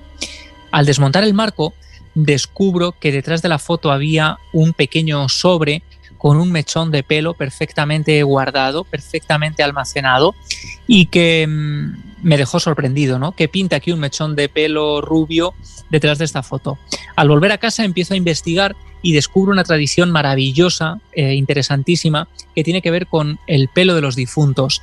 Especialmente en la época victoriana era habitual almacenar o cortar un mechón de pelo de un ser querido para llevarlo siempre contigo, ¿no? Existían, de hecho, joyería, pues como los guardapelos, para llevar el cabello del ser querido. Se hacía joyería capilar, se hacían relojes, se hacían pulseras con el pelo de los difuntos. La propia reina Victoria manda cortar un mechón de pelo al príncipe Alberto, ¿no? Cuando éste muere, y lo custodia como un elemento fundamental digamos, del ajuar de su difunto esposo.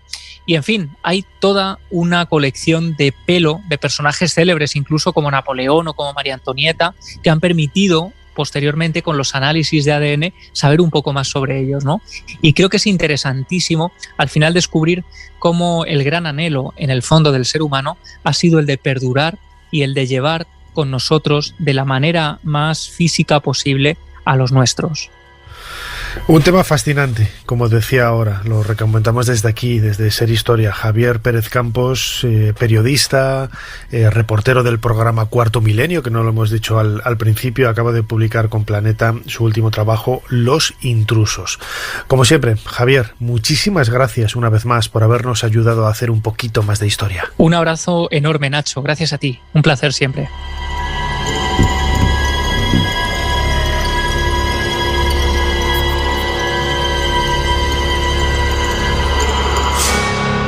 Tutankamón, joven faraón perteneciente a la dinastía XVIII de Egipto, cuyo nombre original Tutanjatón significa imagen viva de Atón. Ser Historia con Nacho Ares. Todo lo que quisiste saber de la historia, la madrugada del sábado al domingo en la cadena SER. Había una vez 3 muchachitas que fueron a la academia de policía.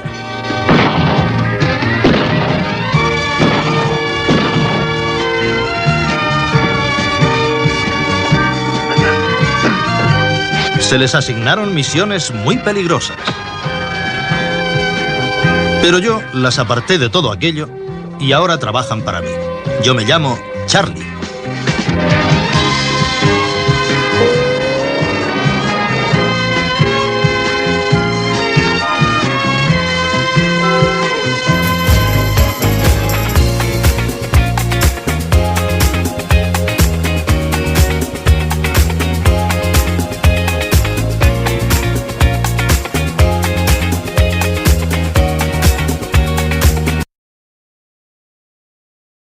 seguramente que en la actualidad sería una cabecera, o quizás algunos de los aspectos que se muestran en la serie que acabamos de escuchar, Los Ángeles de Charlie, digo que hoy quizás sería políticamente incorrecto. Pero en aquella época, en la década de 1970, muchos y muchas éramos los que seguíamos sábado a sábado la serie de Los Ángeles de Charlie. Era una época, fue una década prodigiosa, me atrevería a decir, en donde convivieron la música, los primeros avances tecnológicos que permitían que la radio, el cine incluso, pues fuera muchísimo más accesible, mejor dicho, a la gente, y sobre todo también una serie de cambios políticos, también en el deporte, en la sociedad. La década de 1970 es, sin lugar a dudas, uno de esos referentes historiográficos que hay que abordar, y lo queremos hacer en esta ocasión de la mano de un libro, Cuando éramos horteras, crónica sentimental de los 70, que ha publicado Plaza y Janés, cuyo autor, Oche Cortés, ya nos atiende. Oche, bienvenido a Ser Historia. Bienvenido tú también. Me encanta como dices bienvenido. O sea, solo hay dos personas que dicen bienvenido de esa forma, que eres tú y Miguel Ríos. Muchísimas gracias. Se siente uno Muchísimas bienvenido, gracias. en serio. Desde luego. Bueno, gracias por invitarme. Oche Cortés, él es músico, él ha dedicado gran parte de su vida al trabajo sobre los escenarios, precisamente con algunos protagonistas de esta historia. Oche, la primera pregunta que te quería hacer, hemos escuchado ahora Los Ángeles de Charlie, donde veíamos esa cabecera donde salían las tres chicas con esos pantalones acampanados, esas blusas con unos cuellos enormes. Hoy lo vemos absolutamente hortera, ¿no? Como tú dices en el título del libro, pero ese, yo no sé si tú lo intuyes así, pero yo creo que ese término hortera no es un término despectivo, sino que es un término descriptivo. Sí, que era hortera. O sea, no es nada peyorativo, es que realmente éramos muy horteras, pero el hortera es que era un estilo de vida. Ser hortera era tener un estilo de vida, era una forma de vivir. Porque ¿quién se puede plantear ahora ponerse un perifollo en la cabeza como se ponía la Farrah Fawcett Myers o una camisa de chorreras cayéndote, a no ser que fueras Tom Jones, ¿no? O unos pantalones de campana de esos que tenías que ponerte luego unos zuecos, fundamentalmente con chinchetas que brillara mucho para sujetar esas campanas como la Catedral de León.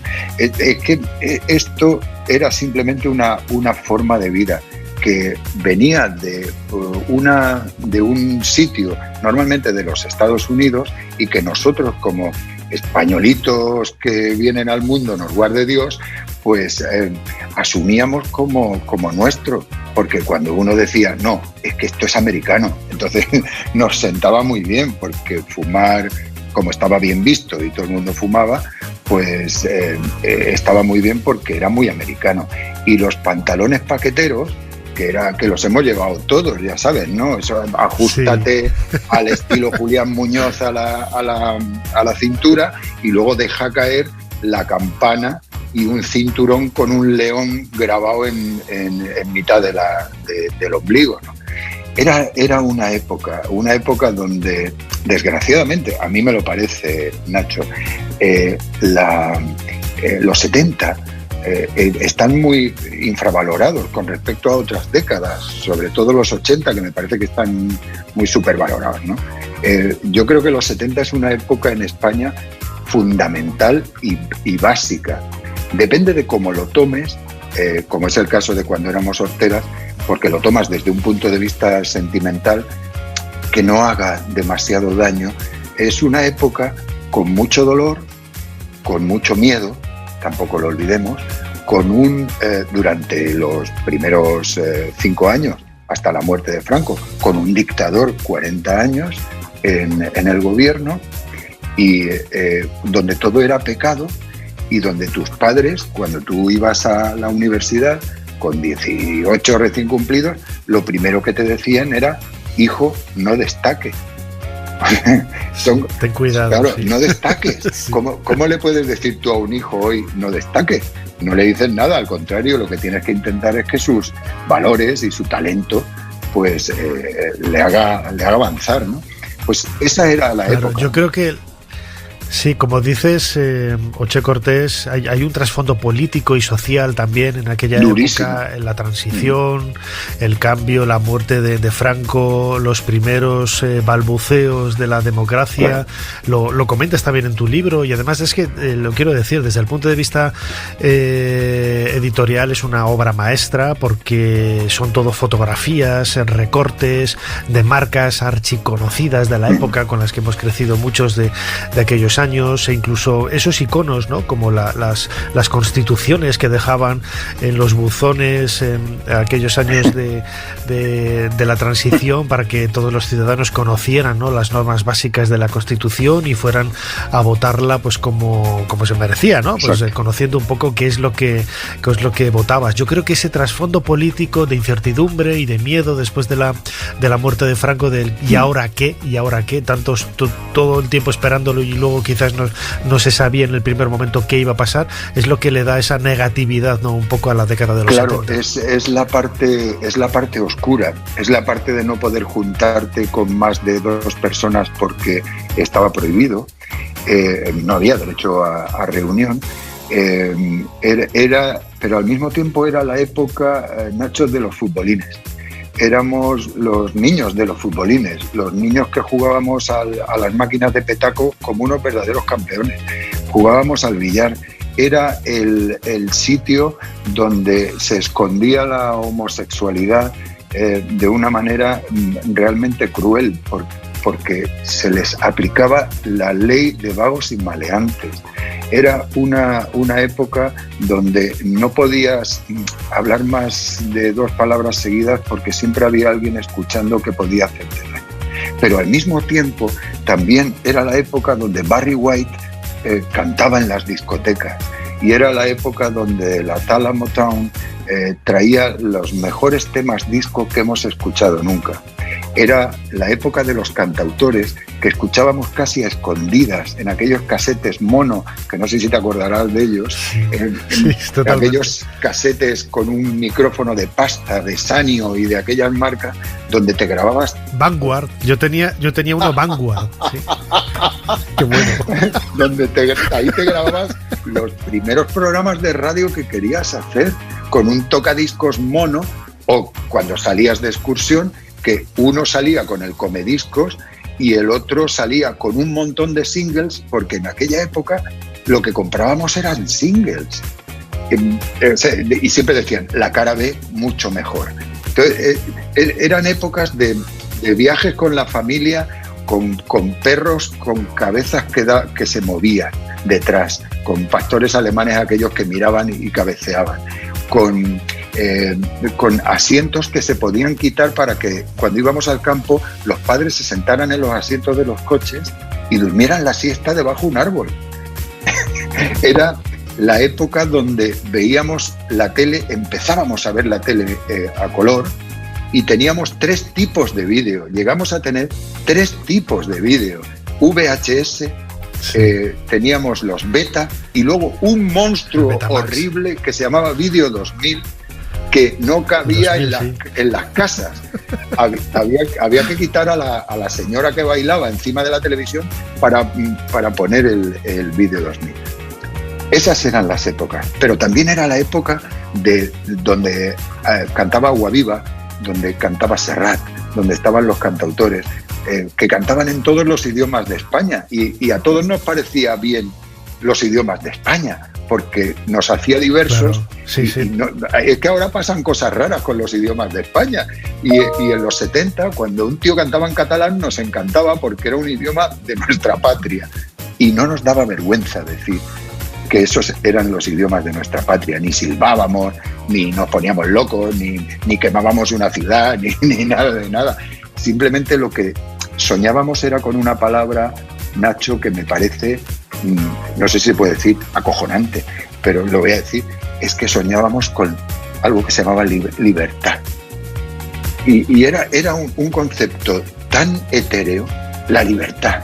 Nos parecía, claro, por eso la libertad hizo que salieran en revistas como Liv, no sé si te acuerdas de esa revista. Los kioscos eran una fiesta. Estaba el Caso, que estaba el Liv, y los chavales que nos criamos con el Capitán Trueno y Jabato y Pepe Gotera y Otilio y las primeras aventuras de Marvel, toda esa generación, somos una generación hortera, porque la música a tope que escuchamos, la escuchábamos en los coches de choque, que era donde se escuchaba fuerte.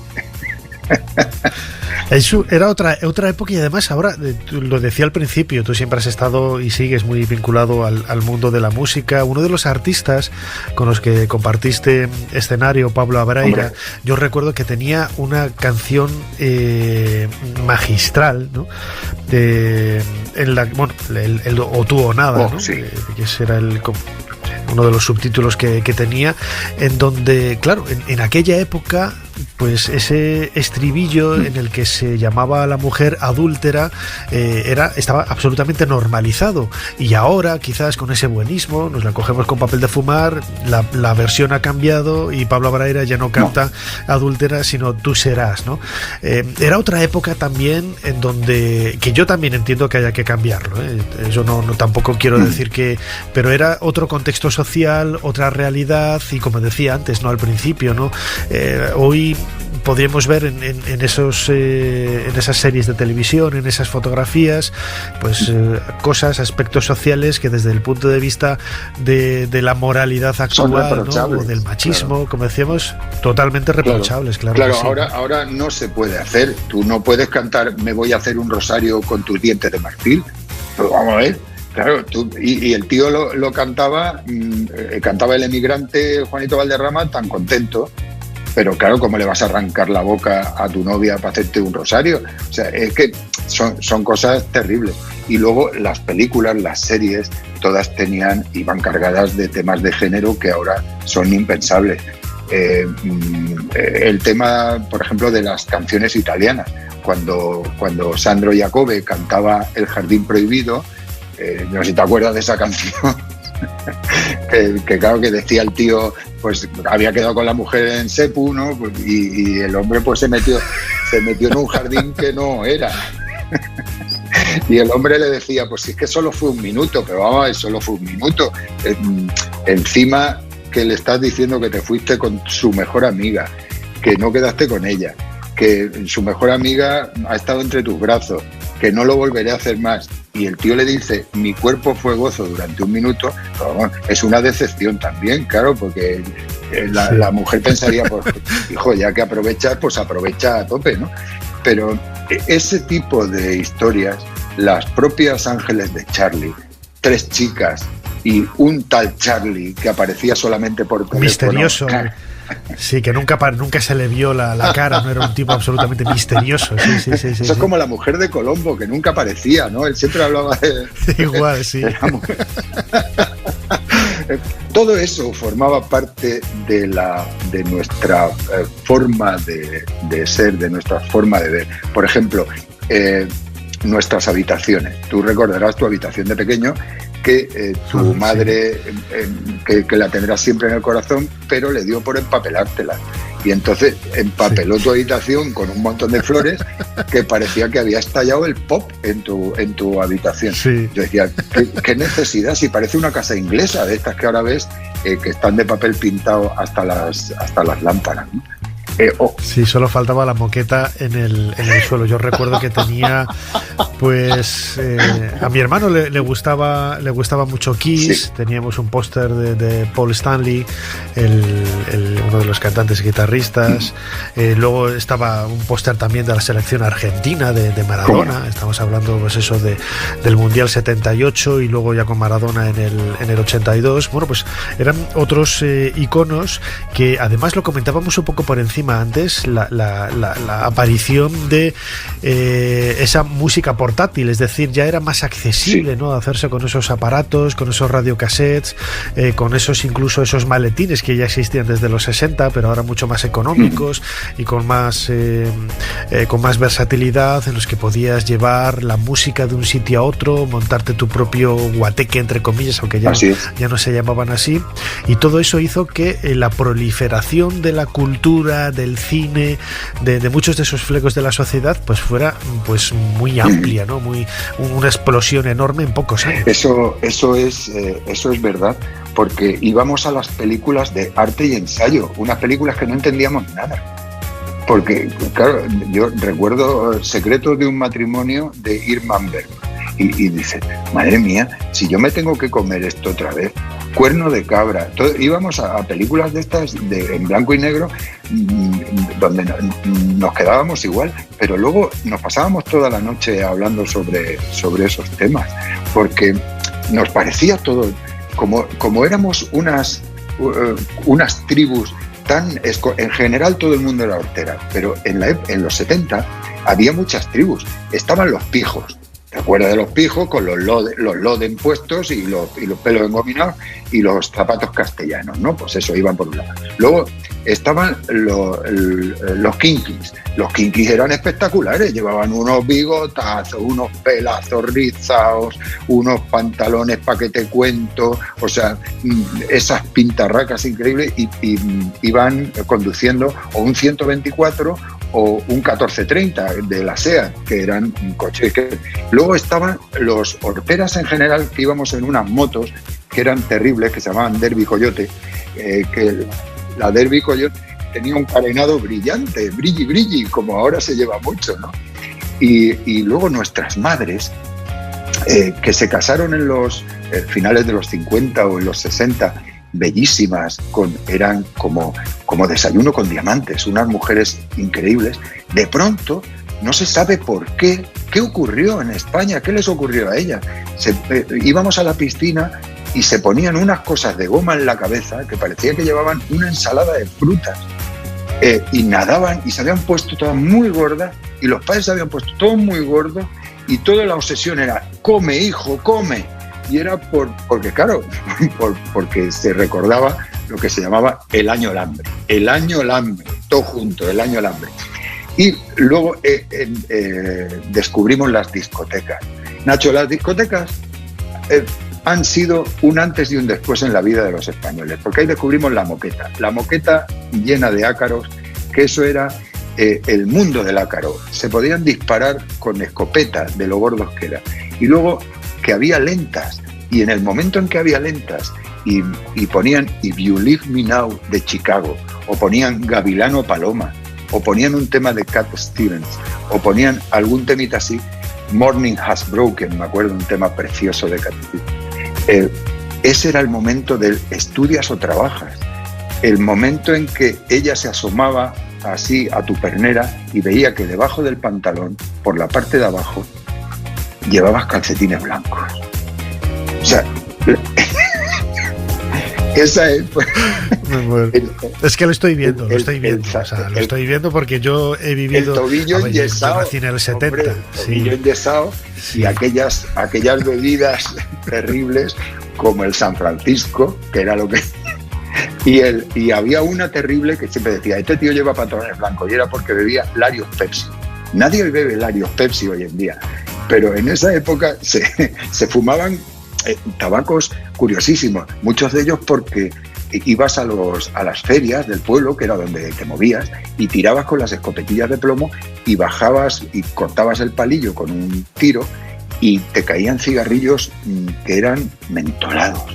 Y aquello era fabuloso, fumar mentolado, piper, y luego tabacos blancos y negros. ¿Quién ha juntado una vez nunca en el mundo, un tabaco que fuera al mismo tiempo tabaco negro y tabaco rubio? Pues había uno que se llamaba X1X.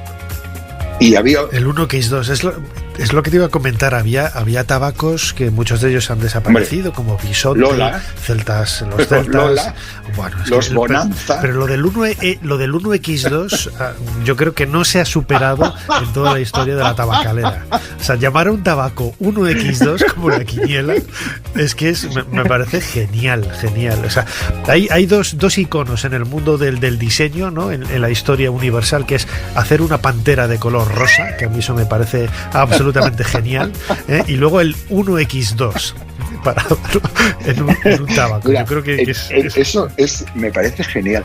Y en nuestros sueños infantiles, cuando por ejemplo nosotros leíamos al Capitán Trueno, que lo habremos leído todos, el Capitán Trueno era un prototipo que ya no se lleva, claro, ya es impensable hoy en día, que era macho español y cristiano, pero tenía una novia sueca, que era una reina sueca en un reino que se llamaba Thule y se llamaba Sigrid. Claro, ¿cómo no ibas a soñar con un tipo así, que iba vestido, que decía Santiago y cierra España, mataba a todo lo que pillaba por el camino y encima se había ligado una sueca, que era el objetivo de José Luis López Vázquez en todo el cine español, ¿no?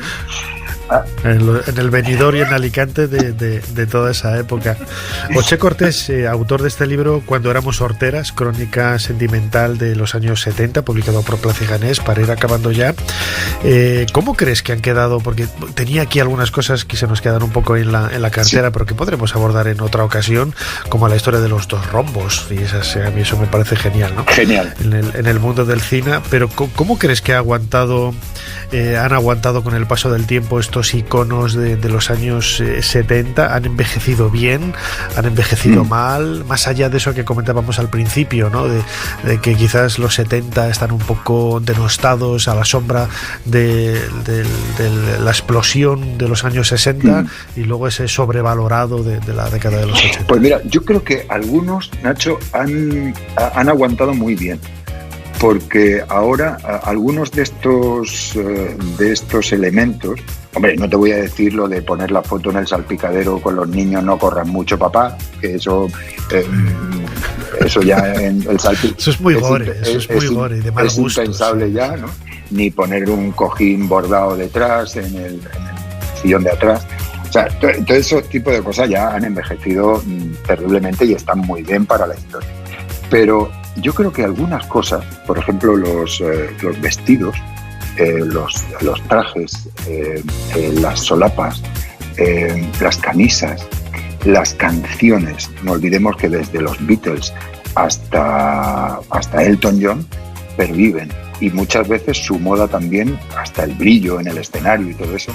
Ahora todo eso es vintage, y al ser vintage, pues tiene como una pátina de permisividad y se tolera bien. Yo creo que los 70 se toleran bien porque hubo una cosa que me parece fastuosa y única, y es que en un momento determinado gente de todo tipo de ideología fueron capaces de sentarse en un cara a cara y lograr un acuerdo que se llamó Constitución. A mí eso me parece único, irrepetible, mundialmente útil. Cualquiera debería estudiar eso. No sé si tú estás de acuerdo, pero a mí me parece totalmente que Santiago Carrillo y Fraga, que no tenían nada que ver, el exilio y el búnker, la guerra civil en medio, fueron capaces, no ya de olvidar, no ya de perdonar, no digo eso, digo simplemente de lograr un consenso y lograr un acuerdo. A mí eso me parece, o sea, nada más que por eso, y eso también, y por lo bien que hemos aguantado los de mi generación la penicilina y los pinchazos que nos metían, por todo eso merece la pena los años 70 en España.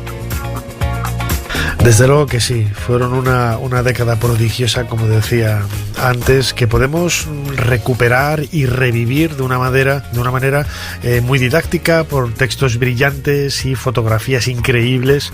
Es un libro ilustrado absolutamente maravilloso, Cuando éramos horteras, crónica sentimental de los 70, publicado por Plaza y Janés, cuyo autor, Oche Cortés, nos ha atendido aquí en Ser Historia, en la cadena Ser, en los últimos minutos. Oche, como siempre, muchísimas gracias por habernos ayudado a hacer un poquito más de historia. Pues muchísimas gracias a ti, y gracias también a Alberto Marcos, editor de Plaza y Janés, por haber sido mi mago Merlín a la hora de poner imágenes a este libro que he escrito con tanto cariño. Gracias, Nacho, y viva León, ¿eh? Claro que sí. Un abrazo muy fuerte, Oche. Cuídate mucho.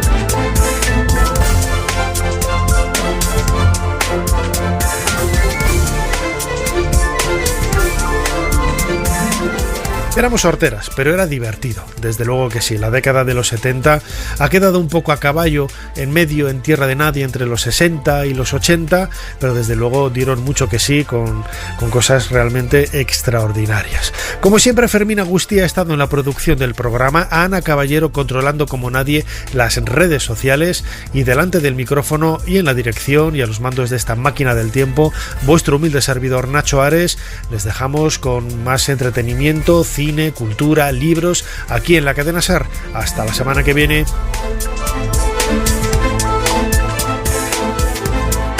Suscríbete a Ser Historia.